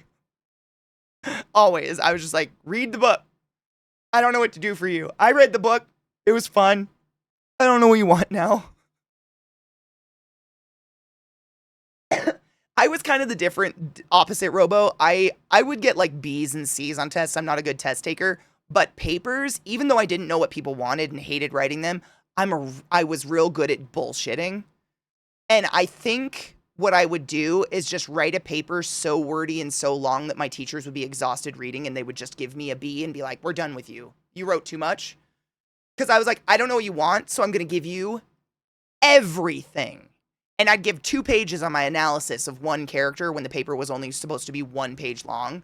Because I was like, oh, you want a book report on this book? Okay, I'll fucking give you a book report. And I'd throw in like, I'd give them a packet paper. You didn't say what you wanted, so I gave you all of it. Fucking fight me. I don't know what to do. But it would just be like blah blah blah blah blah blah blah blah blah blah blah blah blah blah blah, just lots of blah blah blah blah blah blah blah blah blah, just to extend lengths and get whatever.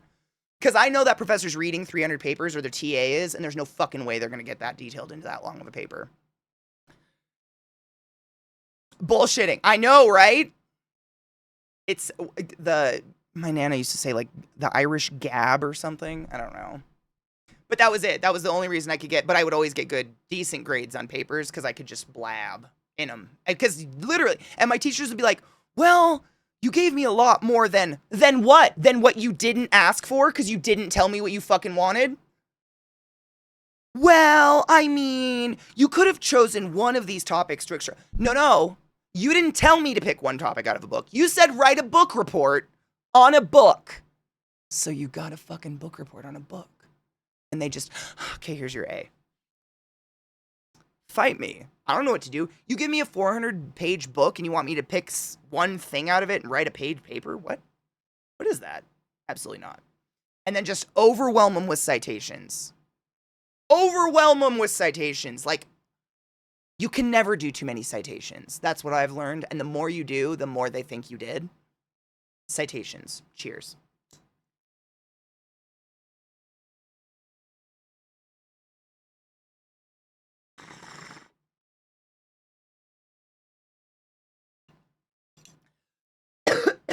The gift of gab shit, yeah.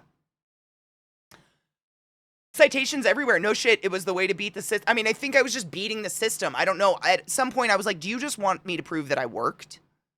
Like, I just didn't know. Like, I've told you guys about this before. One paper that it was my freshman year or whatever. I took a class on Islam. It was fascinating. One of the best classes I've ever taken in my life because it wasn't full of the bullshit. It was just factual and it was so just interesting. Because like you guys know, I'm sure a lot of you are around my age where we just like kind of lived through the 9/11 thing and then lived through the intense psychotic racism towards anything that came from the Middle East or anything that racism still exists today. It's horrific. Like the words that people, I mean, I'm sure you heard it. We don't repeat things here, but the shit that went down after 9/11 in attacking an entire people was sickening. So when I got to college and I saw there was a class just called Islam, I was like, fuck yes.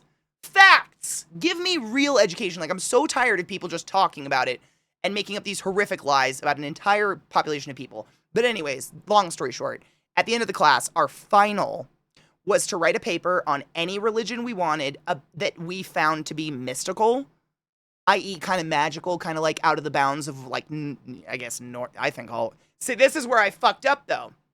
I wrote about Catholicism because, hello, raised Catholic. It's fucking mystical. Are you kidding? The whole sainthood shit and all that. I wrote about the Eucharist. I wrote about that. I wrote about, body of Christ, the blood of, like, how we quite literally eat a cracker out of a strange man's hand and drink some wine that a million mouths have been on. And we're like, blood and body, bitch, gurgle it. Yes, I'm free of sin. That's some magical shit. The whole concept of keeping corpses in boxes in cold rooms because they don't rot and then calling them saints is fucking crazy. And I got a C on that paper and a comment, not very mystical, is it? And to this day, I'm pretty sure that motherfucker was Catholic. I've never forgot. Freshman year. This was like a while ago. We're not going to talk about it. A bit. But I think I pissed him off with some true... I mean, I was raised in it. I felt like I can speak on this. That shit's fucking magical. Baptism? Are you kidding? Some old man goes over water and then smacks a baby in the head with it, and now the baby is free of the sin of their mother giving birth to them. Are you fucking with me? That's just witchcraft. Like, Lion the Witch in the Wardrobe, bitch. Are you kidding? What? That's witchcraft. You take adults and dunk them in baby pools of water. Some old man went over, and suddenly there's no sin on their soul. I'm sorry, no. That's magic shit. You cannot argue that. That's some magic fucking shit. All of it. The Bible is all sorts of like magic. I mean, we read it. Unfortunately, I read the Bible years after taking this class with you guys. I would have been able to fight that shit way harder had I read the whole thing. Fuck. That thing is just full of magic. So much. You make Catholicism sound so hot. Right? Honestly, more people would go to church if it was that cool. If people walked away from, eating the little cracker like, bitch, I'm feeling the power. Oh, yes, I'm so hot. Those crackers just did it. Ah! Everybody'd be Catholic. Another priest just got fucking fucked for fucking little kids, by the way, if you didn't hear about that. Yay, Catholics. I wrote a paper comparing Hitler to the traits listed in The Prince. And, well, we all know how that went, but my teacher was Jewish. Oh, shit. I think the same shit happened to me. I'm Catholic by birth. I don't practice. I tell people who ask, I stay Catholic because our clergy has the best hats. Oh, that's precious. The thing with Catholicism is I don't think we can never, if you've been baptized, if your parents had you baptized, according to the Catholics, you're theirs. Like, I don't think, like, I've never been a practicing Catholic. Like, my parents drug me to church as a child, but I have never bought into that at all. Like, I'm agnostic at best. Like, I don't know. I don't have any, like, religious bone in me. I don't seek that kind of thing. Like, I like nature and that kind of spirituality and shit like that. But according to them, they got you. Like, you're baptized, you're done. I don't know. I don't know how that works out. Communion is just Christian transmutation. It's alchemy to say when the wine and cracker touch your lips, it turns into flesh and blood of Jesus. 100%. That's just hot magic. And for them to pretend it's not makes it feel even more like witchcraft. Baptism is thaumaturgy. Thaumaturgy, is that how you say it? Thaumaturgy is magic. The water symbolizes something pure that washes away things, so you dip them to wash away the sin. But only after an old man did that. An old man who's, like, precious. or something.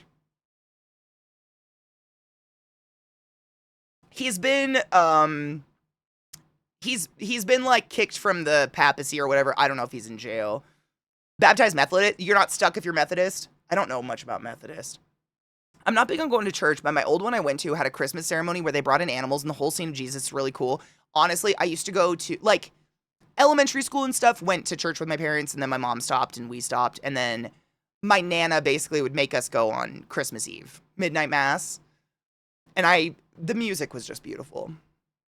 The acoustics in there, like I was never mad. Midnight mass was cool. You got to stay up extra late the night before Christmas because it was midnight mass. And the singing. Like a choir in the acoustics of a church is always astounding, and I had no idea what any of it meant, but I remember just like basking in that. I thought that was the coolest shit. I'm a cannibal? You are? Wait, right now? I was labeled during Catholic school. Couldn't eat or drink the Jesus. We got blessed by the priest. Hey, Padre, I'm hungry and want some vino. Wait, you got labeled? So you couldn't even go through confirmation? Interesting. I was baptized Catholic because Irish Catholic, yep. And then confirmed congregational. But for me, it was just learning about it and never felt a connection to any of it. I don't feel like I ever learned anything either. Like, I feel like they tried, but maybe it was my baby ADHD brain or something. I remember going to, like, Sunday school and stuff, and it was like, womp, womp, womp, womp, womp. And now we're going to tie this yarn around sticks. And it's, in my brain, I'm like, art activity. And they're like, and it's going to be the eye of Jesus, womp, womp, womp, womp, womp. And I'm like, crafts. Like, I remember making cool crafts. But, like, everything between, after, and when they were talking, do you feel Jesus while you're making womp, womp, womp? It's just blank. I remember their faces, but all the bullshit they were spouting, I was just like, give me the craft. I would like that yarn now, please. Womp, womp, womp, yarn. You had to go to mass, but you couldn't have the communion. Interesting.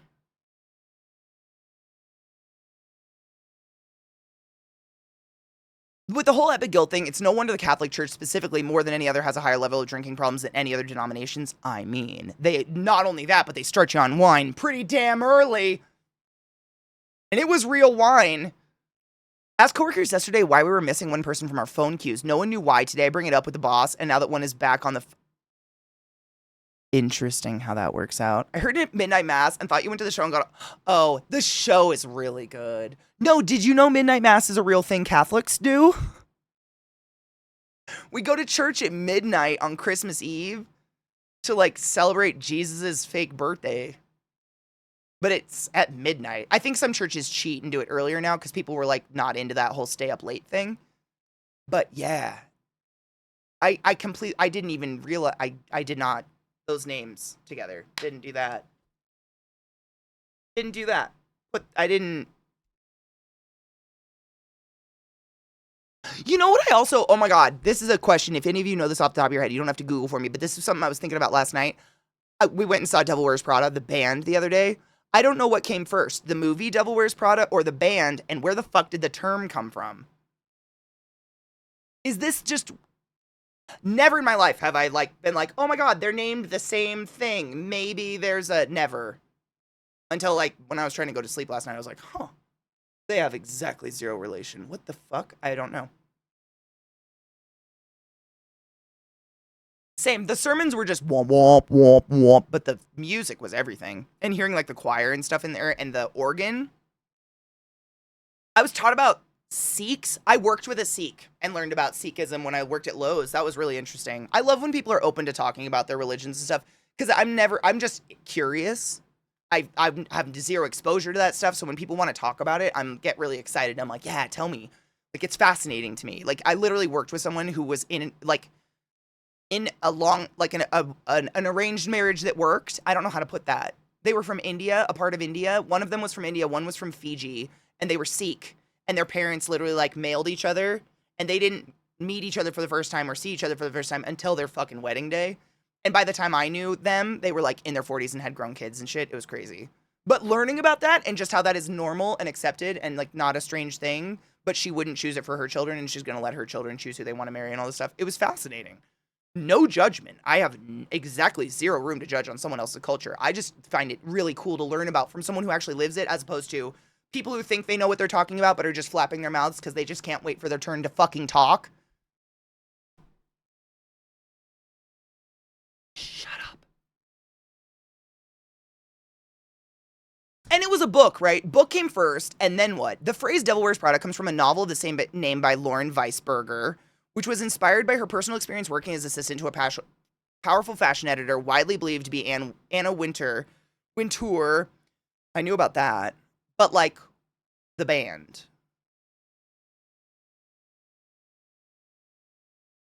That is of the same name and has been around for 20 years. Oh, you're allergic to the censor, Scott? Shut up. What happens when you smell it? I wonder why the band named their band that, though. Like, they're all the same name. There's got to be something there, right? Because this is a metal band that does, like, whoa, shit. You know what I'm saying? I could play them for you. They don't sound like anything that came out of Anna Wintour or Vogue or anything like that. Or some book about a girl working for working for a high fashion. None of it. It's not. There's no conscious relation for me. It's very metal. I don't know.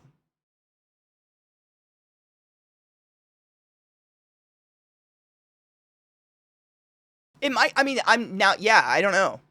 That was what occurred to me in my head last night. I was like, interesting. I don't know. Yeah, arranged marriages can absolutely work. I wouldn't want them for myself, 100%. And she felt no ill will towards her parents, and she loved her husband.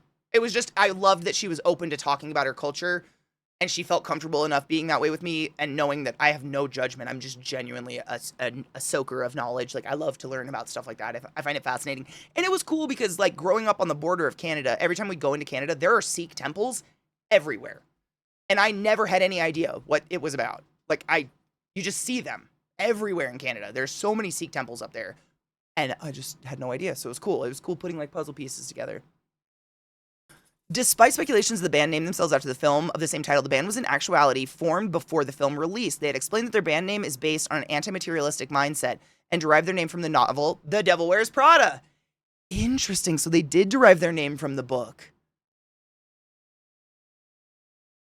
Huh. Interesting. It's cool. Yeah, they obviously read I mean, I would have never put them together, but sure. I got dizzy and had trouble breathing, and then I passed out. It was literally the only thing in the world I'm allergic to. Holy shit. That's terrifying. That's like a major allergic reaction. Now I know how to get out of church. Wow, that incense. Oh.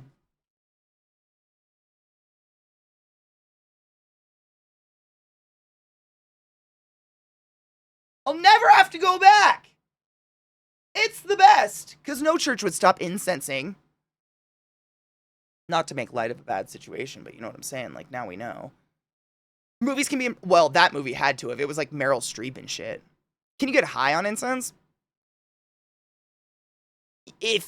I mean, if we're using the loose definition of have a cerebral effect, yeah, you could probably give yourself an anoxic injury if you clouded yourself with enough incense that would make you feel a little. But that's like just oxygen deprivation. Get out of my head, Anubis. Yeah. It's literally just oxygen deprivation. Same thing, no shit. So, like, I learned this later in life about weed, but like, I'm sure you've seen in movies and stuff, people take a big ol' hit and then they hold it. You actually are getting no more effect, no matter how much longer you hold marijuana in your lungs or a THC. THC is such a small molecule, it is absorbed flash blank instantly. Anything that can be absorbed in the bloodstream is the moment you take a hit. All we're doing is making ourselves fucking lightheaded.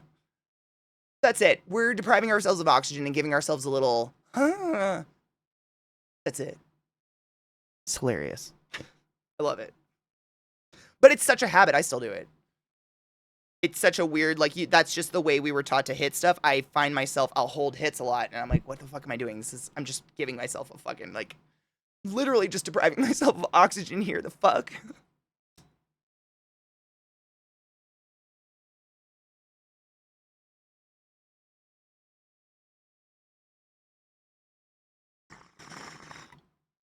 Ska hard same. I'm gonna use that.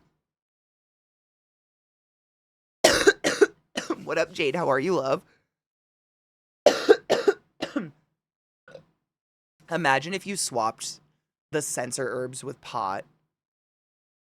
I don't know, honestly, if like I don't know how much marijuana do you think you would need to burn in, say, a medium-sized church with tall ceilings for anyone to get high? Genuine question, I don't know. Because, like, I don't get high just by being around, like, this is not, would never get anybody high, me just, like, being around this. You have to, like, and get it into the lungs and get a pretty decent amount of it. I don't know.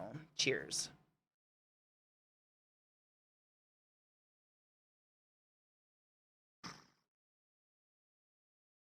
THC's instant. TLC takes time. Oh, that's precious. It does, though. Okay, real question. What would be the smallest amount of something to get one high? And what is something you wouldn't expect would get you high? Again, the definition of high, we'd have to, like, narrow that down because it's too broad. Because, like, technically, the fastest way to have a cerebral effect would be for me to punch you in the back of the skull.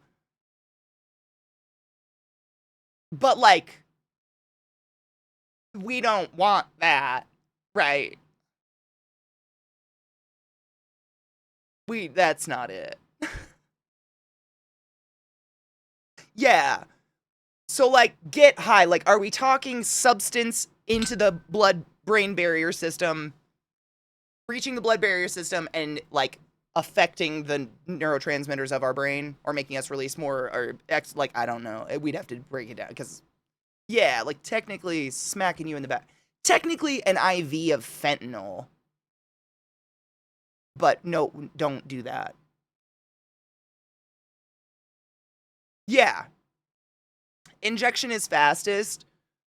And when we do, like, our propofol fentanyl cocktail to put you out to do stitches or something, it's quite literally instant. Count back from 10. 10, 9. Technically, you're cerebrally affected. Technically. But don't do that. I still have something in my eye. I'm going crazy. I'm going to rip my eyeball out. My friend's hippie mom would hold it for like 5 minutes while she would carry on a conversation and keep breathing.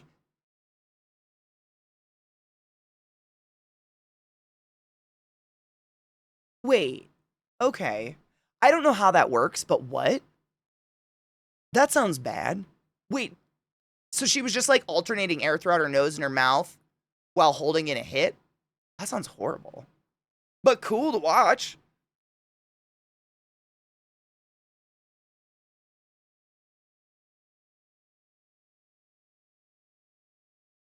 In a good way, preferred. In a way that doesn't kill you. Never my friends mean the world to me and you give me a reason to keep going and I want to give that back. Oh.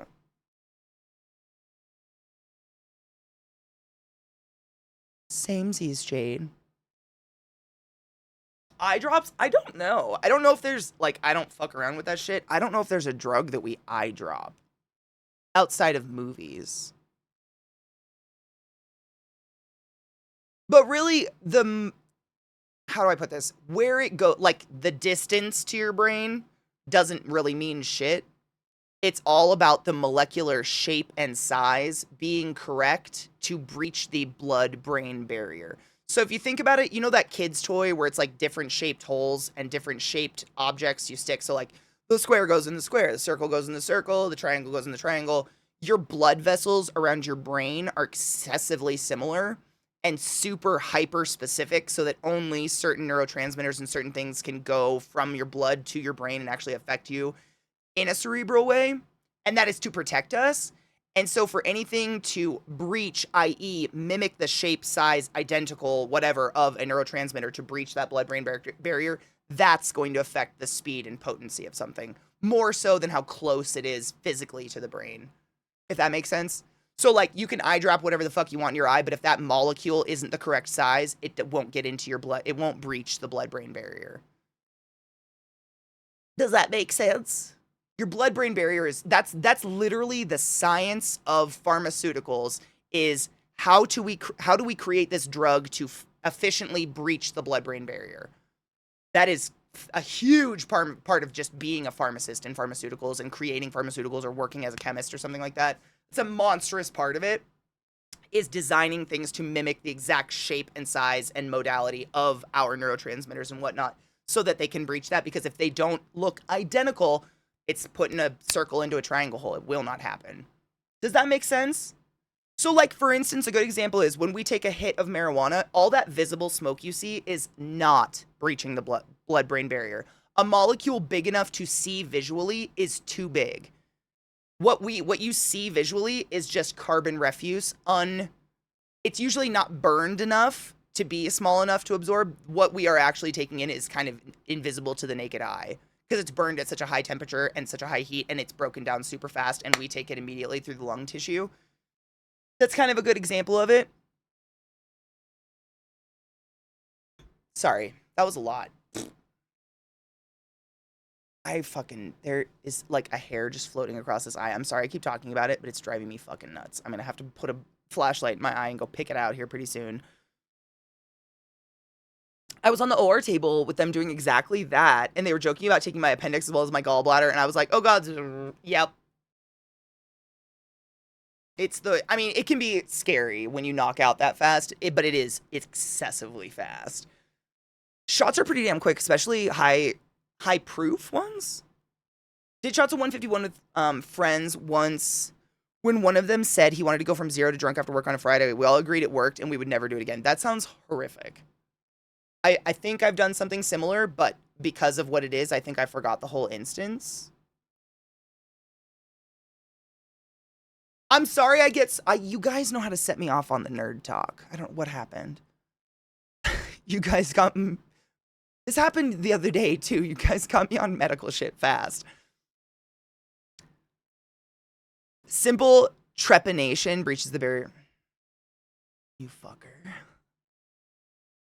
Compounding events, I mean, literally chemistry is modern day alchemy. Like, alchemy started as, because like, if you look at the elemental table, theoretically, by weight, adding electrons, protons, neutrons, and just doing different combinations should theoretically take one element and make it into another element. And so people look at the gold element on the fucking elemental table, and they're like, so theoretically, we should be able to go from any of these elements and just add the correct amount of electrons, protons, neutrons, whatever, and it should just become gold. And that is where alchemy came from. An alchemist was someone seeking how to make gold from anything else. But that's kind of where modern day chemistry like branched out of. Was like, oh, we started trying to find gold and we were like, oh, we found all these other fucking elements that are magical and do amazing things. But yeah, that's literally what alchemy that is it, really. I mean, you quite literally are doing that. It's like, it's magical, but oftentimes the magic is torn away by all the science. I don't know how to put that. Like, you're doing so much writing and math and shit, and you're doing it in such small fucking amounts because your school can't afford large amounts of actual physical things to mix and do things with, that a lot of the times you're like, did it even react? And your teacher's like, sometimes you don't have enough for it to react, but if it has this smell, it definitely reacted. But the reaction should have been green fire. And like, had you had a larger amount of all the components you needed to make green fire, you would have had green fire, but instead it just smells like burnt bananas. But you still succeeded, it just wasn't enough to do a cool reaction. I don't know how to put that. If you want to go into chemistry, do inorganic. Inorganic is the cool shit. Organic chemistry, everything's brown. It's just brown and poopy. Inorganic, though, green fire, burnt bananas. I don't know, cool shit.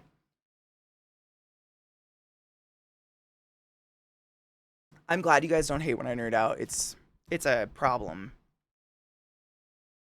They sell these single little hand pump eye wash cups. Oh, dude, those are great. I know. What my problem is, I usually get like a twisted eyelash because I have too many eyelashes, or one of my dog's little tiny fucking hairs gets wound into my eyelashes. And then it'll just delicately touch my eye all day and drive me fucking crazy. Someday I'll get it. Regarding the vasectomy talk yesterday, a urologist from Austin, Dr. Richard Chop, is retiring at the end of November. You have 10 days left, roughly, to have Dr. Dick Chop perform your vasectomy.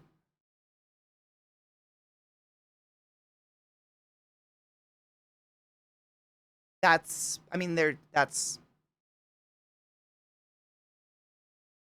pretty dank, to be honest. I'd get that by Dr. Dick Chop. We were all 20-somethings at a time, and this was at a barbecue place, so we had food on the way. I've missed the first. Oh my god, my chat is doing the double thing. Shorts. Wait. Shots are pretty. Oh my god. Yeah, no, I get it. Yep. Sorry, I had to update my brain for a second. She's okay. She downloaded. I was reading last night that since the election, vasectomies have gone up like 1,000% nationally. Proud of you. Proud of you.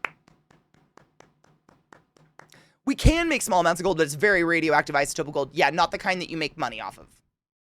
Yeah, they haven't figured that one out yet. Organic chemistry is just an in-depth study into the versatility of carbon. Yeah. Brown. As a child who likes colorful things, inorganic was just more fun. You do have to take organic chemistry to get an inorganic degree. And it was horrible. That shit. Horrible. Dick Shop's a perfect name for a urologist. 100%. That is just, how can you retire with that? My brain's not updating properly. Needs a full reset, but that requires PTO. I feel that. My brain is so tired. I think it's just tired of my bullshit. I posted a video in the Discord with reference to Dr. Still perform sterilization for women without fight. Oh, that's nice. Thank you. Have a good lurk, Omega. I need to go get whatever the fuck is stuck in my eye out. So I don't even know if it's break time. I have no idea what time it is. There's something in my eyeball that's driving me crazy. So I'm going to go try to wash my eye really quick. Take a break, stretch your legs, load a bowl. I seriously cannot function until I get this out. It's just driving me crazy. We're going on 2 hours of this thing in my eye. I will be right back. Take your on. Vile, thank you for gifting a sub to Vissy. No shit. So an eyelash had literally disconnected, but was like, because I have mascara on, was stuck in the eyelashes. So the root of the eyelash, every single time I was blinking, was just scraping across my eyeball. And I quite literally, like, was in there. I had my eyelid jacked up and had my, the flashlight of my phone up in there. I couldn't see it. I was, like, going crazy. I was sitting there with tweezers ready to fucking scratch my cornea. And then I just hit this one angle and was like, holy fuck. Just this little needle bitch. Gross. Her second PTO request was approved. Good. Still no reasoning I've heard behind denying the first request. So I guess I don't need to go slash anyone's tires. And also, Katie is listening to the audio of the stream currently. Katie, I love you so much. Just know I was very pissed off for you earlier today. I would have called in because fuck that. That's insane. My guess is that it was auto-denied without looking at why there was even a half-day request. Which is irresponsible and dumb. Like, isn't that quite literally your job? As a scheduling person? Fuck me. I don't know. Not auto, but there's no... Okay. I think I'm just trying to give this person too much credit. Yeah, I think I'm just giving him too much credit.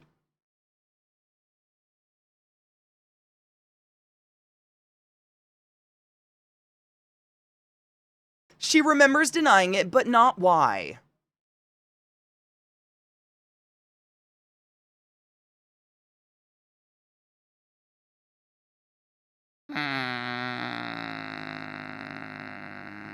Emery is huge. Oh, you're attached to Emery? What up, DJ? That's okay.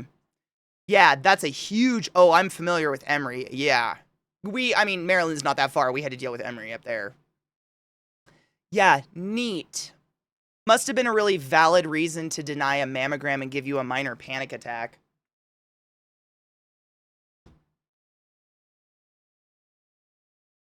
In my opinion. Yeah, I am that bitch, but why? I can't remember. I will now enjoy my salted caramel spice cake shake. Jesus Christ. Cake? An HR timekeeper recently got fired from my wonderful wife's place of work for denying multiple PTO requests on the first day of the requested PTO and then trying to lie about when and why.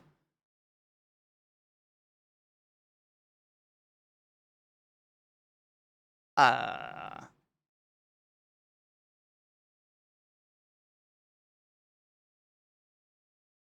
I just feel mean about it.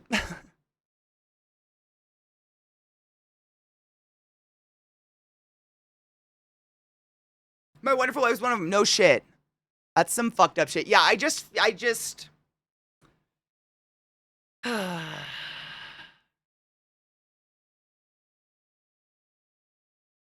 angry about that for you. That's just dumb, and I'm sorry that happened. Oh, I've seen Portillo's before. Have I just seen an ad for them? I don't know if I've ever seen one locally, but I think I've seen ads for them. I'm ready to go be a dog walker. You know, I know some people that like do what is it, Rover? I think where they like walk people's dogs all day. Some people make it's crazy, but God, that's got to be physically intense.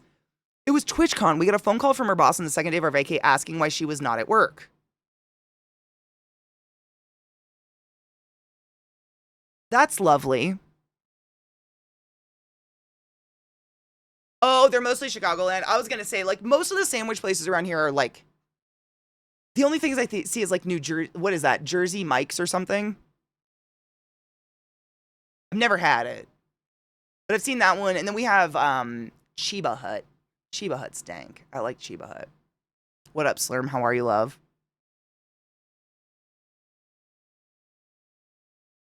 Jersey Mike's donated to Trump. Good to know. That I've never had them, but now I won't. So that is sad and gross. We don't have Portillo's in the UK, and there's a small business near me, and they make crazy milk cake shakes. That just sounds like wet bread. I'm scared of wet bread, and that sounds like wet bread. We have everything for some reason. I mean, Phoenix is a pretty big city, right? That's like a metropolitan fucking city. Avoid Jersey Mike's forever. Yeah. Note to self. First day back at work after my medical leave, Within Temptation were fucking incredible on Saturday in London. Nice. Fuck yes. How's your hand? Yeah, I've never eaten at Jersey Mike's and now I never will. Oh, Sephora donated to Trump. Really?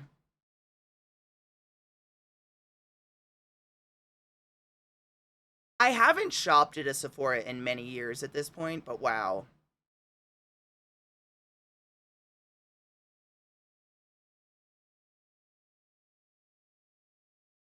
Yeah, I don't like bread pudding because it's wet bread. I don't know if I could do it. Yeah. Wow. Just one of many reasons to shop at Ulta, honestly. Ulta's got better deals always, and they carry, in my opinion, they're better because Ulta carries drugstore and high end. And I've said it a million times, there are so many things that you do not need to buy high end. There's no advantage. You're just spending money where money doesn't need to be spent. Drugstore makeup has it is great these days. Like, they make so many good makeup products. It's crazy.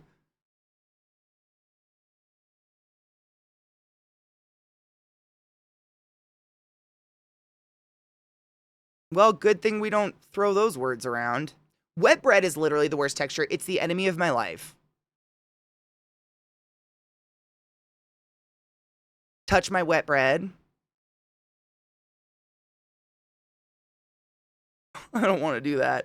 Is there a list somewhere of companies? Yeah. I wonder if there is. I don't know if this is real. I heard that Taylor Swift refuses to tour in any red state now, which is interesting. Milani's great. I really like Milani makeup. Yeah, and Ulta, like, I think Targets have Ulta in them now. Like, Ulta's almost everywhere. It's kind of great. Same. I'd rather shop at Korean sites for skincare and makeup. So good at a fraction of the cost. 100%. There's some things though that like makeup, for instance, I just don't know how you like. I've bought palettes like eyeshadow and shit online, and when you get it, it just always looks different. I'm never gonna be the exact same skin tone of whoever the fuck they're sampling it on, doing their little swatch tests and stuff like that. And it's always different depending on how you use it. And I just love when they have a sample that I can sit there and like do like feel it, feel the text. I don't know. That's just personal though. I've been into makeup for so many years. No shit. Dude, I had White Castle for the first time in Vegas actually, which is interesting.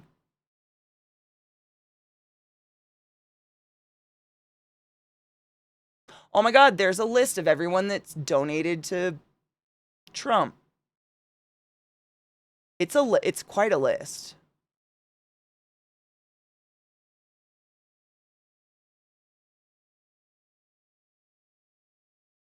Cool. That'll be fun to go through.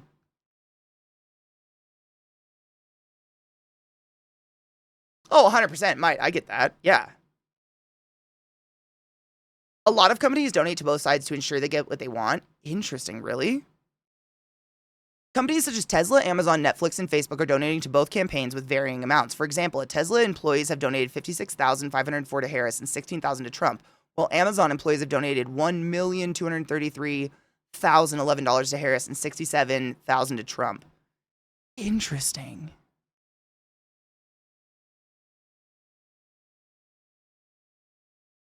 Gross. It honestly, David, like it was pretty good. It was when I had it for the first time, it was late at night. I hadn't eaten all day. I was starving. Literally, we smuggled them into a bar between our thighs under mini dresses. Like Glut went and bought it, but we had rented out a bar, the bar with the penis that you could ride, and they wouldn't let you bring in food, obviously. And so we were like literally smuggling them in, but they were delicious. I don't know.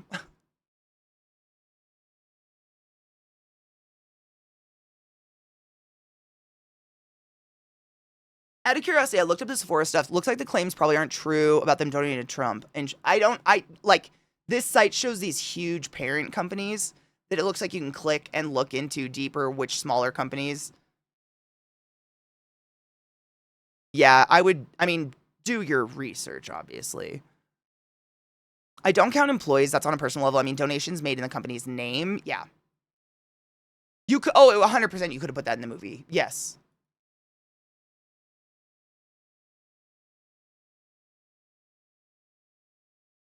He's an 82-year-old billionaire. Time will take care of him. I almost read that as Tim will take care of him. And I'm like, who's Tim?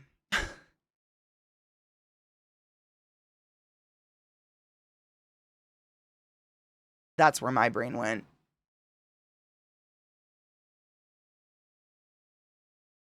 I don't know. Just Tim. Tim will get him. The great and powerful Tim. That's quite literally what my brain was doing. And then I reread it. I'm like, oh, not Tim.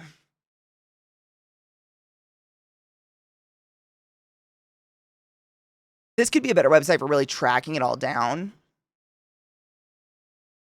He's gone. Fucking Tim.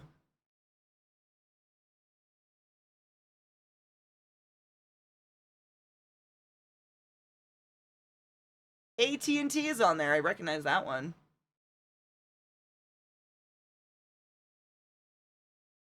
Home Depot. Boeing. Oh my god, it's pages and pages and pages.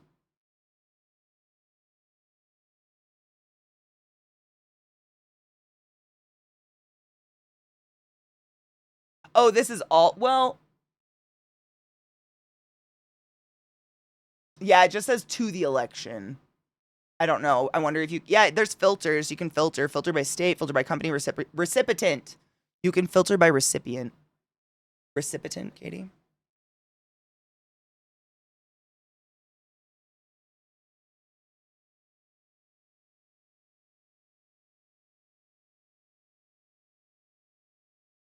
I don't know how to use the filter, but you can filter.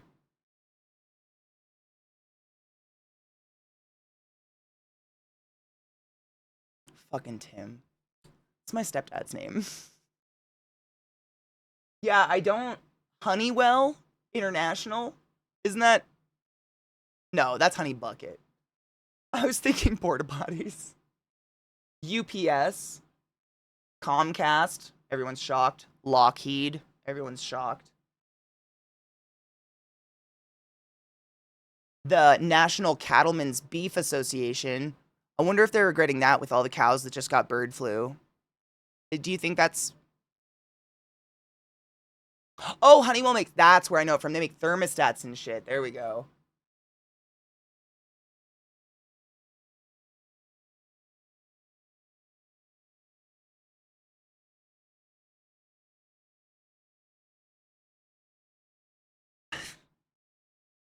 Raise your hand if you're shocked that the National Cotton Council of America Committee for the Advancement of Cotton donated to Trump.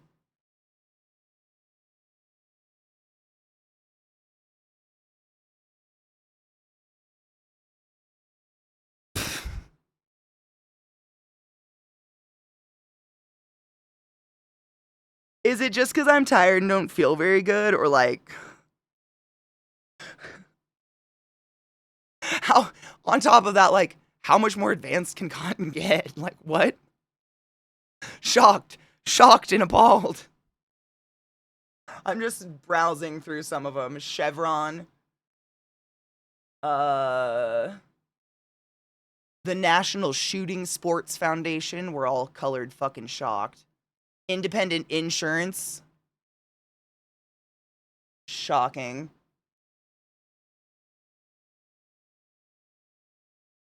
The American Hospital Association.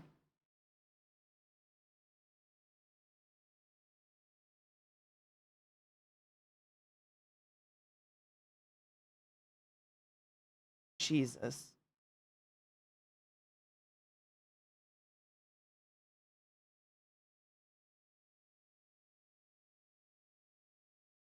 There's so many details on here, it gets kind of daunting. American Society of Anesthesiologists, Chevron.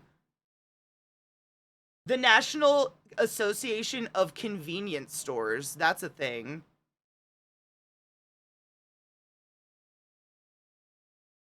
Katie, that joke's way too easy. I didn't even have to make the joke. It fucking wrote itself.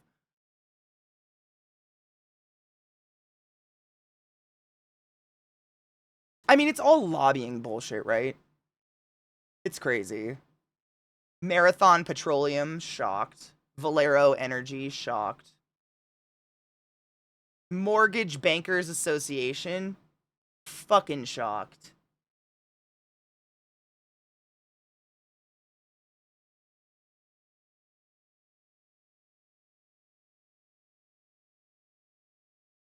Crazy.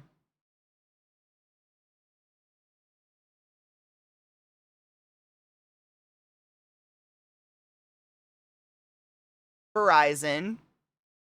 I mean, is it dumb to just not be shocked that any large business would donate to Trump because they're gonna save money because of him? For the most part. It just feels like this checks out. Because they're just money. Yeah, it's capitalism.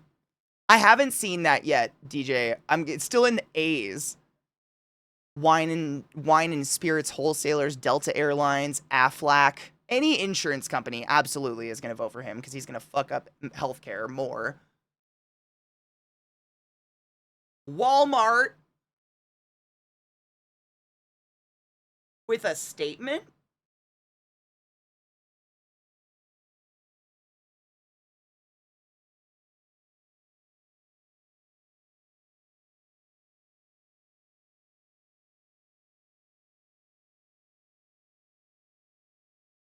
No, and this is their statement.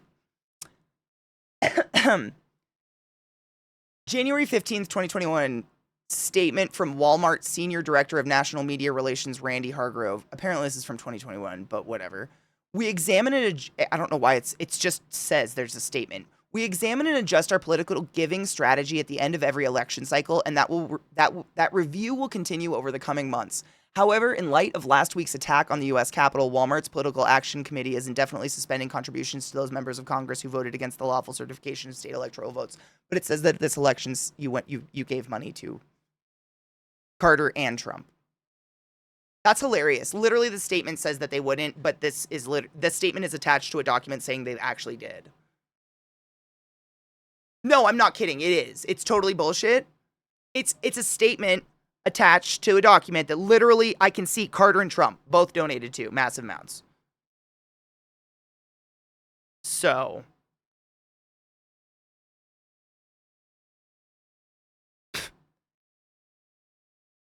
yeah. The American Sugarcane League of the USA Inc. Political Action Committee donated also to Trump. Shocked. Shocked. Shocked. What's Anthem? They gave a lot of money to Pence. I don't know what Anthem is. Cigna has a statement. What's your statement, Cigna?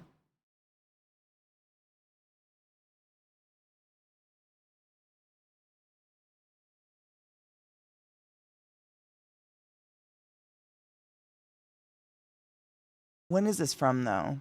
These are like older statements. These are all from like 8/21. And they're about, it's interesting because they're all like, because of this whatever on the Capitol, we're never going to give money. But right here it says they gave money. Oh, Blue Cross. Oh, insurance again. Not shocked. FedEx, ExxonMobil, Union Pacific. Not shocked. New York Life Insurance. Now called Elevance. Oh, really? Elevance Health. Health? The National Chicken Council Political Action Committee.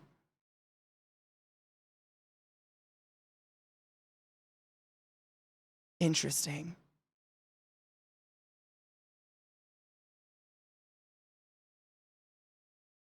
The names of the, like, what? Pfizer, big shocker there.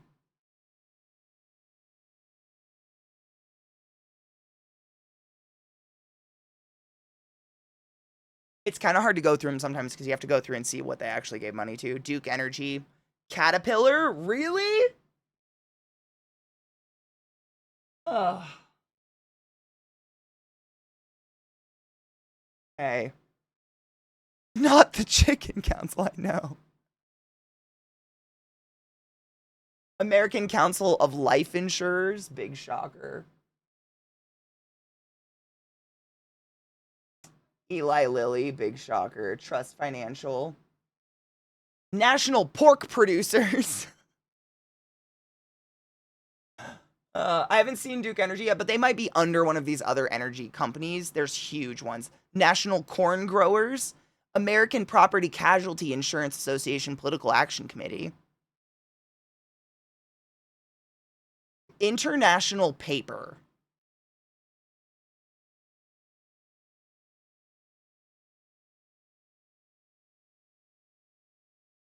What? Okay.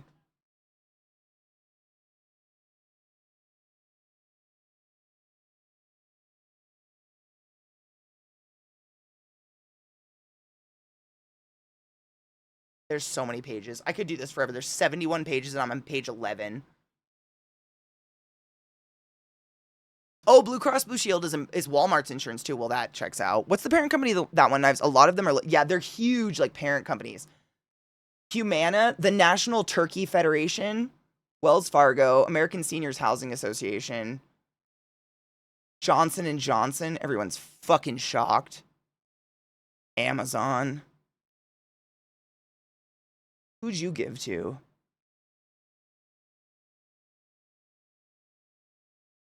Shit.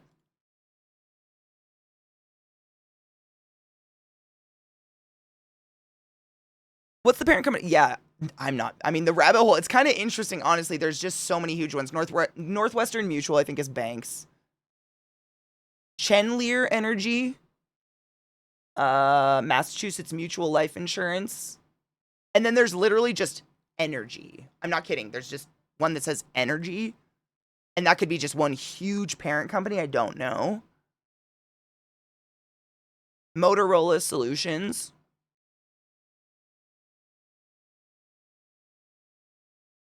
Next. Dell. Dell gave $10,000 to Pete Sessions. If you want specifics, I can read off the the people they, really gave money. It's weird. Or Pete Sessions gave, yeah, you know what I'm saying.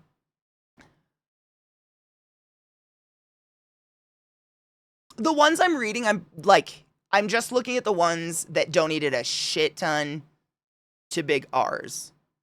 Because I don't know how to separate that. There's not really a filter to separate. I can filter by date, state, company, district. I guess I could try to search the company. Duke Energy gave to William Timmons, Richard Hudson, Steve Scalise, Jeff Duncan, David Rooser, Garrett Graves, Jim Banks, Kat Kamak, Gregory Murphy, Kevin McCarthy, Tom Rice, Jason Smith, Greg Pence. Those are the big ones. But yeah, they're in there. I can search by company. Holy shit, and that thrust me at the very beginning again. You're a douche.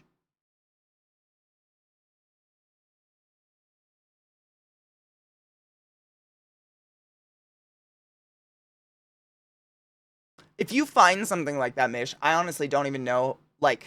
I'm sure the powers that be want to crush that as much as possible. They don't want people to know what they're up to and, what money is going to them. So it's probably something I'm going to find on Reddit or something. And I know y'all hate Reddit. McDonald's. Shocker there. The American Fuels and Petrochemical Manufacturers Association Political Action Committee.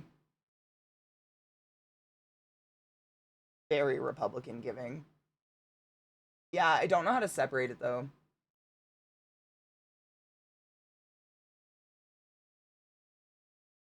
It's a lot. I can produce a pork, although less and less as I get older. That's glorious. I'm sure there's a pivot table pro out there that's just waiting for their moment to shine. No shit. And I'd bring that up. This one's pretty good. It just takes a lot of extra reading to figure out what the fuck you're looking at. Because, right, it literally just shows donors in general. The top donors overall: American Bankers Association PAC, National Beer Wholesalers Association Political Action Committee, National Automobile Dealers Association Political Action Committee, Build Political Action Committee of the National Association of Home Builders, and AT&T. Top donations by recipient: the 5 election objectors in Congress who received the most corporate donations since January: Jason Smith, Steve Scalise, Kevin McCarthy, Richard Hudson, Sam Graves.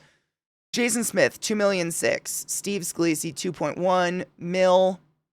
Kevin McCarthy, $1.9 million. Richard Hudson, $1.7 million. Sam Graves, $1.6 million. There's so much money.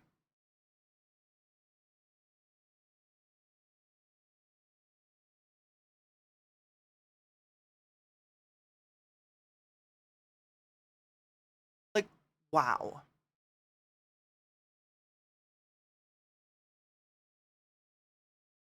Yeah, wild. It's just it's like fake points they just throw at each other. That is just crazy. Wow.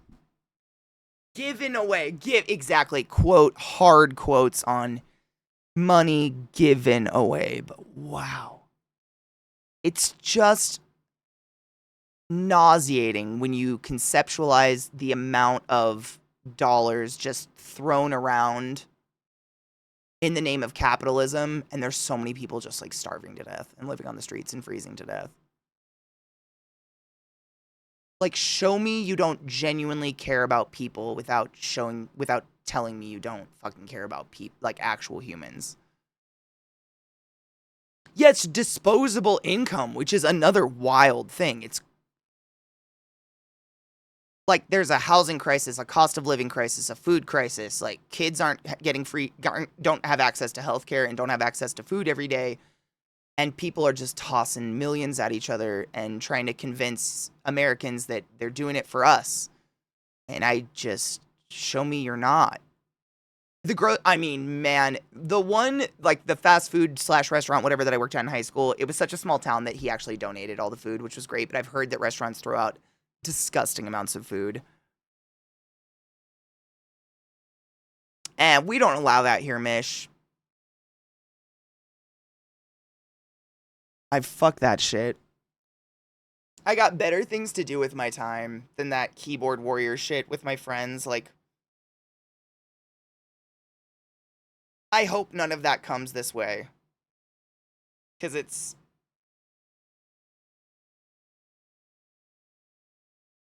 we ain't got the time or the want or the energy.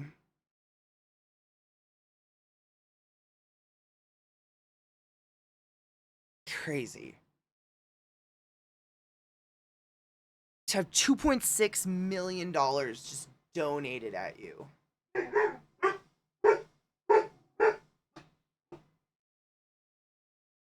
Or, I mean, the butter they threw out, all the cows they just had to kill because of terrible living conditions that caused them all to get bird flu. Like, et cetera, et cetera, et cetera. It's crazy. In neoliberalism, using capitalism such as that, number must always go up. Drove the whole hustle culture, if you remember that. Yeah, very much so. It becomes, I mean, we've talked about that before a little bit because I've never been rich, I'll never be rich. But like the concept of having billions of dollars, at a certain point, you really can't even spend the amount of money you have in one lifetime. So it just becomes points. Like it's the hedonic treadmill, right? Like you always, in your mind, adjust your lifestyle to fit whatever amount of money you're making. Therefore, you always feel like you should make a little bit more before you can put anything in savings. Or you always have to make more. Kitty wins all arguments with her 65-inch legs. Until there's some short bitch that sweeps the legs. Then I'm done. Then I'm done for.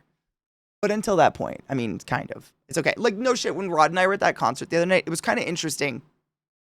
I noticed that everyone in the pit was, like, short. And Rod and I are tall, but I'm talking, like, 5'5" or under. Like, pretty significantly short. And there was maybe one person there taller than Rod that I could see. And it wasn't that big of a place. Like, and Rod and I are respectful talls. We don't stand in the front because we're not assholes. We were like with the sound equipment, you know, because we can fucking see over everybody. It's for the most part not an issue. But I think there was maybe one or two people in the entire establishment taller than us, which was interesting. I'm never mean to anybody on purpose, Molly. Regardless of height, I don't want nobody sweeping the legs. Vissies trip me up. My dogs trip me up all the time. Not on purpose. On accident, but like, that's to be expected. I'm a respectful talls. I mean, come on. If you're over a certain height, there's no fucking way you don't know that you're standing in front of a herd of people shorter than you and you're being an ass.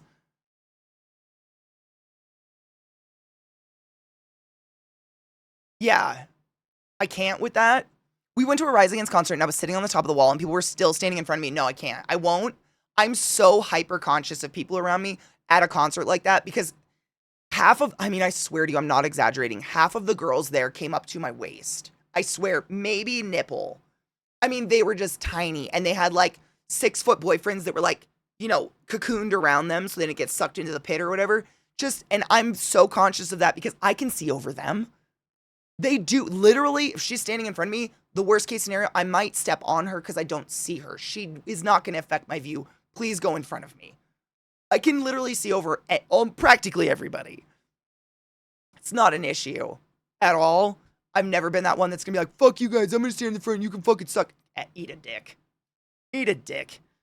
I'm a conscious. Rod is as well. Conscious talls. That's important. People have been greedy fucks forever. None of this is new. I mean, yeah, it's just more ability to become greedy, right? Like, we were talking about this the other day with that fight that went on. Like, I had no interest and didn't watch any of it because both the people fighting are just terrible people, and I don't want to give them any views or attention. Like, that Jake guy, if you read about him, he scammed, like, hundreds of thousands, if not millions of people out of money by creating a fake crypto scam that he's still in legal battles with and is not a very nice person, from what I read, allegedly. And, like, Tyson's a convicted rapist. I don't understand it. What? There are good people we could give attention to. Or at least just not horrible people. Oh, 100%. Socrates. I literally was telling Rod that the other day. I'm like, someday I'm just going to wake up with a knife in the bed, and Lilith's just going to be looking at me like licking her paw. I won't even know. She's going to come for me. Or when the BFs put the GF on the shoulders to block everyone behind them. Thankfully, I've never experienced that at a metal concert.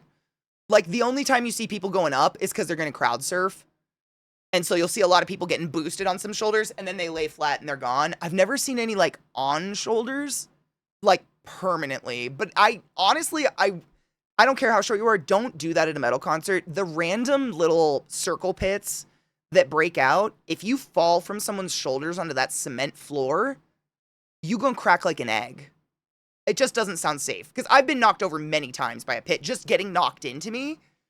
Like, it just happens. And if you are, I mean, come on. That just sounds unsafe. I wouldn't. Don't do that at like general admission metal shows. Just find a nice tall to stand in front of. Because that sounds so unsafe. As a very short, we appreciate that. I know. And seriously, like, I'm not even doing it to, like, be an altruistic, like, I'm going to save you. It doesn't affect me, so why would I be the asshole?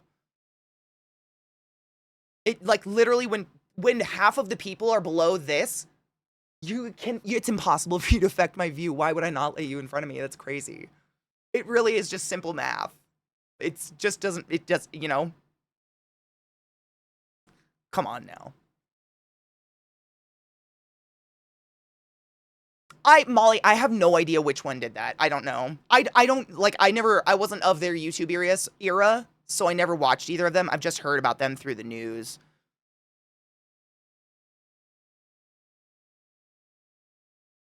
Not horrible person reporting for duty. Hello, Young. Thank you for not being horrible, and I appreciate you. My best friend did that with his girlfriend because she wanted to flash her fave band her boobs.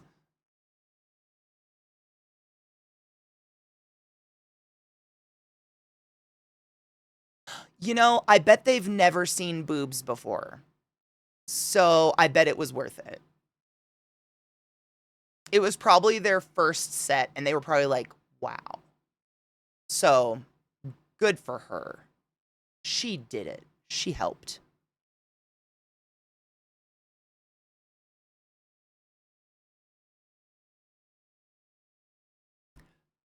Flash your titties, man, to get them titties out. That takes 2 seconds. I mean, as long as she wasn't chilling on the shoulders forever and just blocking everyone's view the whole concert. I was put up on some shoulders at Burning Man, and it really scared me.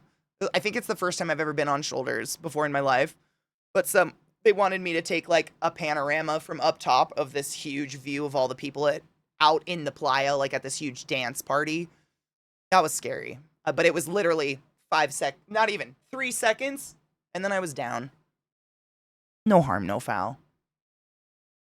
I hope they enjoyed them. I hope they actually got to see them and she didn't just, like, risk her skull for nothing. As a tall person, I feel like I have, like, existential fear of falling from up high because I'm so highly aware of, like, how far I get to fall when I fall. And how hard my skull will hit when it happens. And how likely I am to catch myself. I'm just like, I think about that for other people all the time. It happened literally when Vissy visited my parents' house. They have this huge boulder in their yard. And I swear, like, one of my nieces or my sister or my cousins, someone fell off of it and hurt themselves. And Vissy wanted to climb on it and get a picture. And I was like, please, for the love of God, don't. I'm pretty sure someone fell off of that and cracked their head. She did it anyways. I took a picture and was like shaking and sweating the whole time. It's a really cute picture. But that's all. Because for me to fall, like my head will crack. I'm up there. The taller you are, the harder you fall. Literally, the bigger they are, the harder they fall. And that is facts. It's just factual. Like my head is falling from 6 feet. And that's all you need to fall to snap your neck is about 6 feet.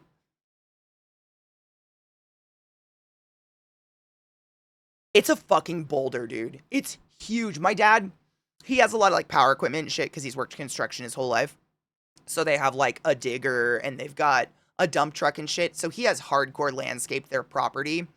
And part of that was kind of flattening it out because it was just one huge grassy hill. So he kind of like cut into the hill. And when he cut into the hill, a boulder the size of a vehicle, like a mid-sized sedan, bigger than that. It's like the size of an SUV.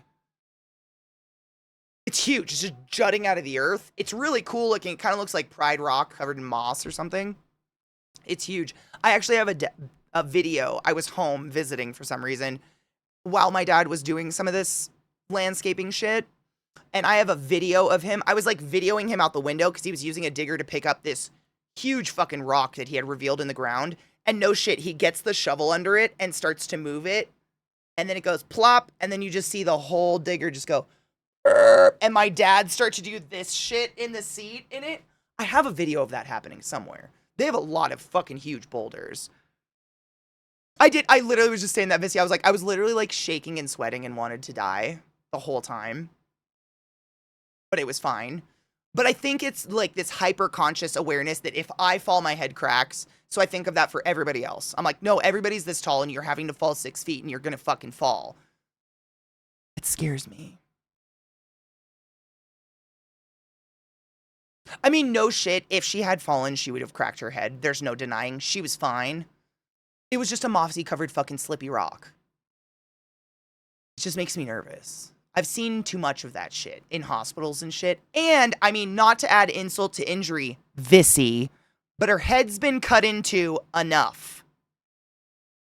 I'm done. She's done. We're done with that part of life. Yeah? We're done. In my opinion. No more of that. I've had my head cut into. You've had your head cut into. We're done now. Like, we can break other shit for fuck's sake. Like, our skulls are off limits now. I'm tired. No more of that. Like, Vissy's body attacked herself with a tumor. I got tapped on by a horse. We're finished. Oh, just the horse crushing my head. I just had to have myself pinned back together. That's what I'm saying. Like, Vissy had a horrible tumor that she had torn out. I had a horse go. Yeah. That was the shit. Yeah. But other than that, I would just like to I don't want surgery on my face ever again. I'm off limits now. I'm good. I'm just going to age naturally. We'll see what happens with the bottom half because of the plastic surgery. But you know what I'm saying? Like, I'm done. Vissy's done. We're done. We're special brain girls. You know what I think about sometimes, Viss? No shit. Like, and this is just because yes, we're going to play Borderlands. This is just because and you know this, I'm what would you say? An over consumer of true crime. But there are some absolute trends with serial killers that are just undeniable that like researchers have brought to light, like these things we need to look for in people so we can catch them before they turn into serial killers, et cetera, et cetera. There's a whole science behind it. But one of the absolute most common factors is a brain injury in one's younger life or just a head injury. Not even technically having your brain injured, but a head injury.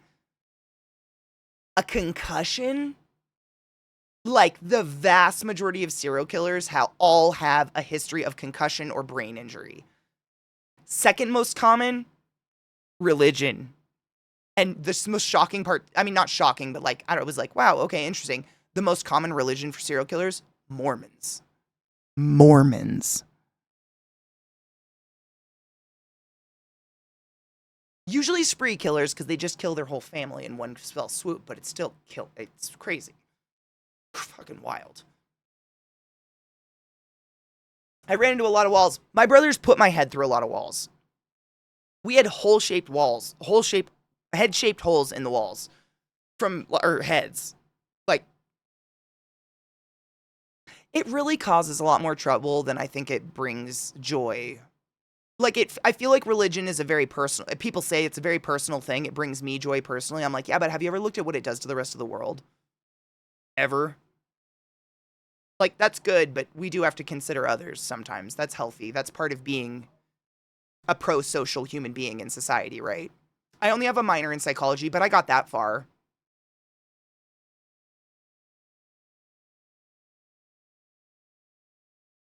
Oh, sexless. I mean, that's what I'm saying. Like, I quite literally head thrown through walls and shit like that, like thrown onto hard surfaces. I've had a lot of head injuries beyond the horse one was the only one I've ever had medical attention for. Let's put it that way. When the horse stepped on me, it was visual. And my mom is very like, you know, you gotta be pretty. So she was like, get her surgery, fix that shit. But yeah, like I think about that sometimes. Like, I've never had any cravings to hurt people. I genuinely just want people to be happy around me, so I think I'm okay. But that is a very common trait in people with non-pro-social personality disorders is head injuries. Heavily. I love that last song too. What was that called? Hold on. I always forget the name.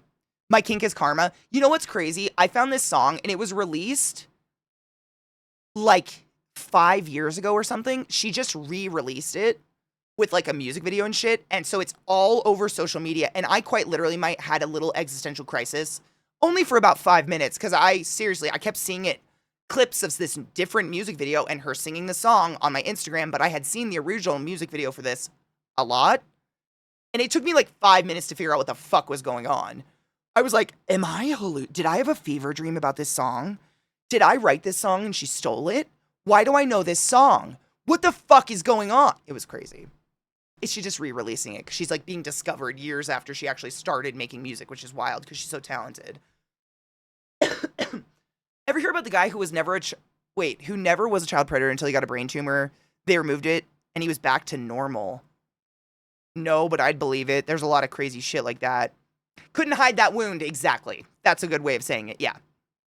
Religions that preach peace or some other doctrine and then have histories of mass killing, genocide, holy wars, etc.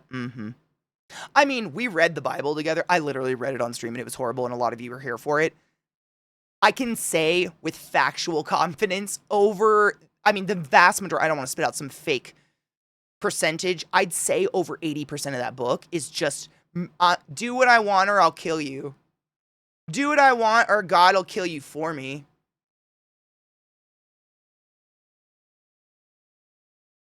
You better fucking do it. Otherwise, I kill you. That's it. It's just across the board.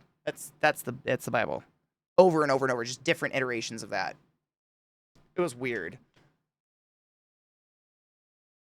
I'm very grateful I wasn't raised Mormon. Imagine the combination of all these traits.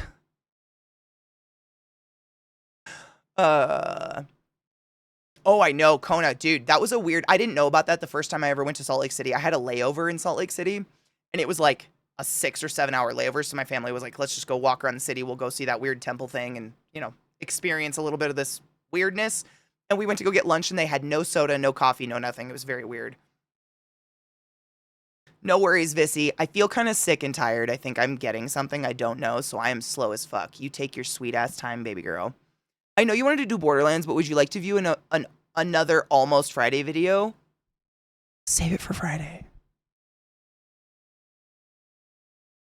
It's too early. It's way too early in the week for Almost Friday.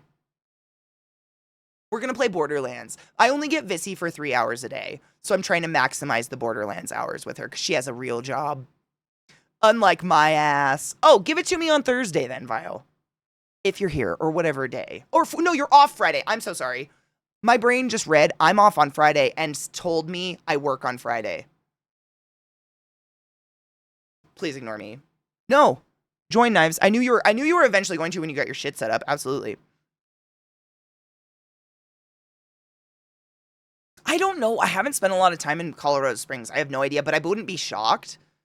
I mean, isn't I want to say there's part of like way northwestern or something Colorado that's like kind of a mecca for Mormon fundamentalists to kind of escape and go have multiple wives. Wasn't at one point, if not still. Isn't that around this shit?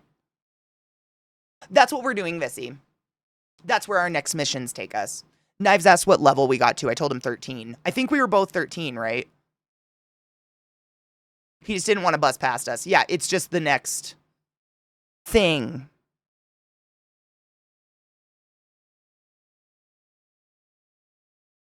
Same, Red Dragon. That's how I feel. Like I like continuously learning, and I feel like religion isn't about that.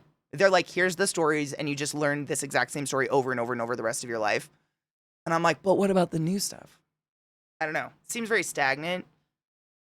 I'm friends with some Mormons, some strange creatures, those. They have been good to me, but weird. I've known some wonderful people from all sex religions. I never want to classify a religion as terrible. Like, I'm not into it personally. You do you. As long as you're not pushing it on other people and you're not hurting anybody, whatever brings you peace. I know lots of people from various religious, like Christian backgrounds, etc., who are very good friends of mine. And I don't judge them for their personal beliefs, and they don't judge me for mine, and we're friends on different levels. Like, but they're the type of people who aren't out there trying to preach and trying to get you to go to their church, and they aren't brainwashed into thinking if they're not spreading the word and getting more followers, then they don't go to heaven. They're just like, my faith is my faith. I'm into that. You do you, boo-boo. It's a personal journey. Leave me the fuck out of it. Exactly. And if it's not, I don't like that religion. Like the ones that, like, you're not going to heaven until you get 50 followers. You either make them or get them. What? I know, Vile. I saw that right before I went live this morning, and I was like, gotta save it. Gotta save it. I save shit for Friday, too. Don't worry. I tease myself all the time. There's a new Sasha as well I'm saving for Friday. I didn't watch it. I flew past it on my Instagram, heard 2 seconds, and went, bloop. I torture myself, too, because I genuinely, it's so much more fun to watch with you guys on Friday. It's my favorite. Oh, very much so, Erican. Yes. 50 what? What? Voss? One time I had a banger joke involving multiple wives, and how he spends a ton of time on the toilet.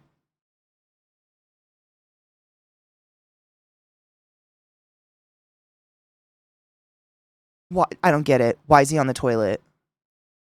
Oh my god, for my heaven ticket. No, you're right. Yeah, maybe. You think that's enough?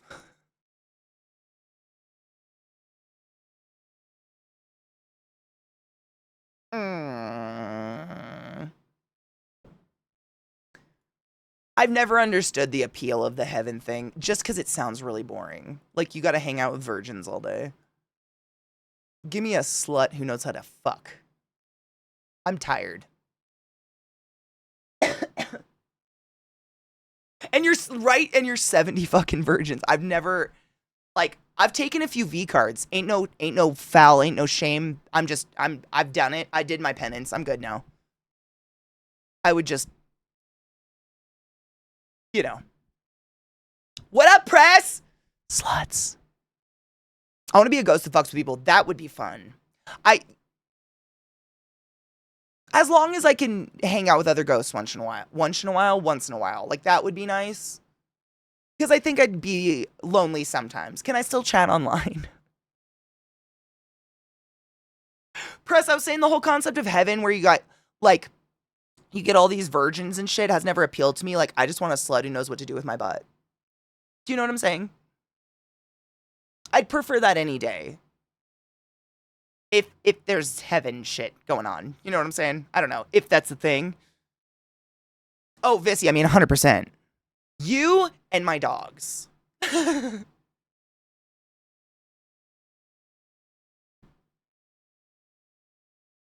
Computer, don't do that. I was changing our category. Game of the Year Enhanced. So many extra titles. I don't have Paramount Plus, but I think Ghosts might be on something else because I think I've seen it. Or maybe I've seen something similar. I'll take that. Doggy Heaven? Yes, I'll take that. Right? It's kind of like the 10 days, the whatever days of Christmas song, but make it better. But what happens when you run through those versions and then you're just like stuck with them for eternity? That's what I'm saying. Like, what if they don't like sex? What if I don't know. The virgin thing isn't even about sex, it's about ownership. Yeah, the whole translation of the Bible is pretty fucked up when it comes to that shit. Fucking wild, I should say. Not fucked up. Fucking wild. I'm glad I played the right version of BL1. Dude, I would have felt real bad. I have all the versions. That's the crazy part. I don't know why. I've never played any of them on PC. Other than this one, obviously, the other day. I've never played any of them on PC. Why the fuck, Steam? Are you restarting? Don't do that.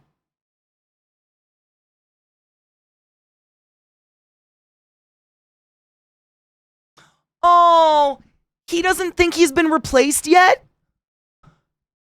We can let him live with the illusion, yeah?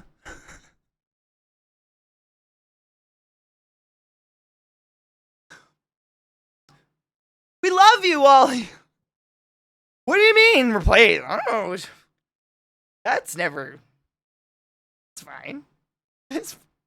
I could never replace that hair or that beard. Let's be completely honest right now.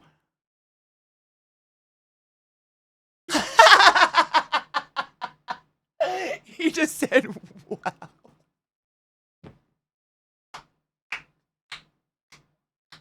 That is the appropriate response to what I said, to be honest.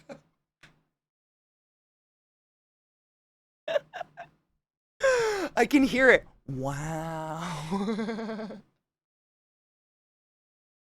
Wally, you should just feel awesome that we just love your woman so much.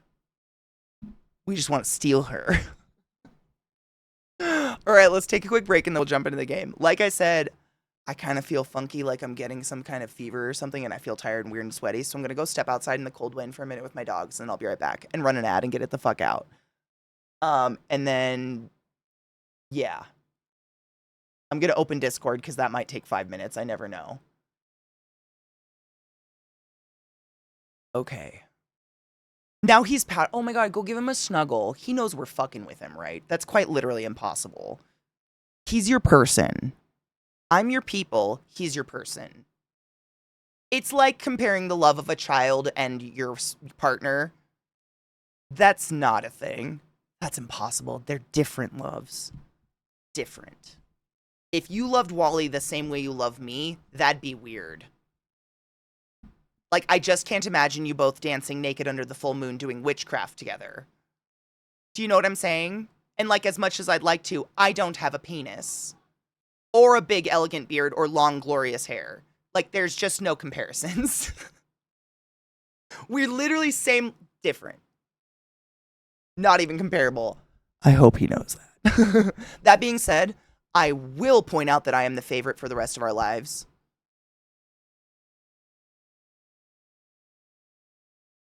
Also, Wally, let's be real. Wally, heart to heart right now, you and I are both fully aware that those dogs come far before us, right? Like, fucking the plagues of God hit. This is scooping your 80-pound dogs under both arms and booking it. And you and I won't even realize she's gone before she is. And that's okay. That is appropriate because those fried chickens are perfect and I would die for them. But we were both highly aware that, like, same goes for my dogs. Like, y'all are fucked if we're all in danger and my dogs are present. That's who I'm saving. Let's be honest. Vissy would ride her dogs off into the mountains. You know what I'm saying? Like, I don't think she literally has the height to get them off the ground under both arms. She would, like, Reese, and it would be like, and Fiona would be behind, like, you know what I'm saying? Like, it would be crazy. But we would be second. And honestly, one of the top 5 reasons I love Vissy. I would never want you another way. Your fur babies are children, and they are important. Anybody who puts people before their babies, I don't know what to do with that.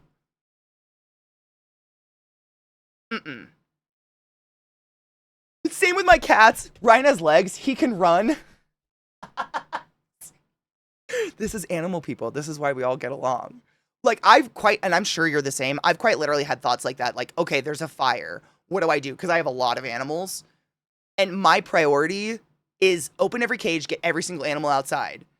And then people will be like, what about Zeke? And I'm like, who is Zeke? Why do you keep saying this name? I'm getting my snakes out. Leave me alone. Which is terrible, but our babies are our babies. You must take care. Oh my God, did you just fart at me? Yeah, we need to take a break. Holy literal shit. Same, I would run into the fire for animals. Like, but those are the kind of people I always want around me because we always think of the weak, the disadvantaged, the young, the old, and the animals. We think of them first, always. Like, we joke, but seriously, the reason I wouldn't think is he's got fucking legs, he'll run. All of my animals are locked in glass. Literal, like, easy bake ovens, my dudes. I'd be going around smashing glass, flipping cages open, and just dumping animals out a window. Like, just go! Run! Animals know what to do better than I do. Like, they'll figure it out. Yeah. Exactly. Imagine how, I hate it, not to bring back Texas, but I always think about what's his fuck's dog. That picture of his fucking dog sitting in his door while he's in Cancun and there's a freeze going on and the entire power grid in Texas went down.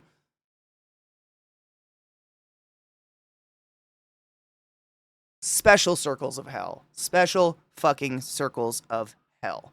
Like, it's horrible. And I'm sure we're all like that. When you have a fur baby, like, you're fully aware that that's like your toddler and they're not independent and you got to get them out. The humans can do it themselves. I'm going to get my animals out and just put them, like, they'll figure it out.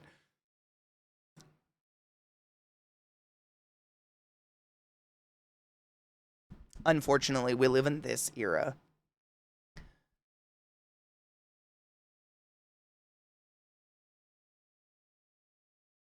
Time to lock Zeke in glass. Can you imagine just...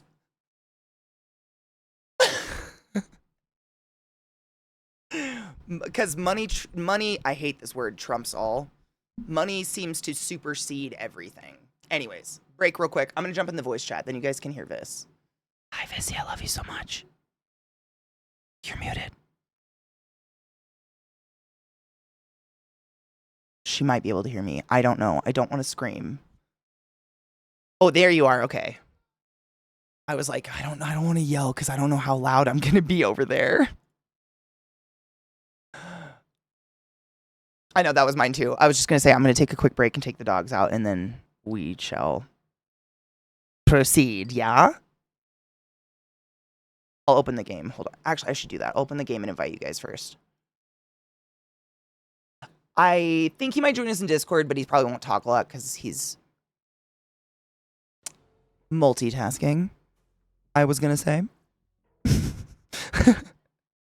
I wasn't just going to outright be like, he's technically working, but totally not working. But like,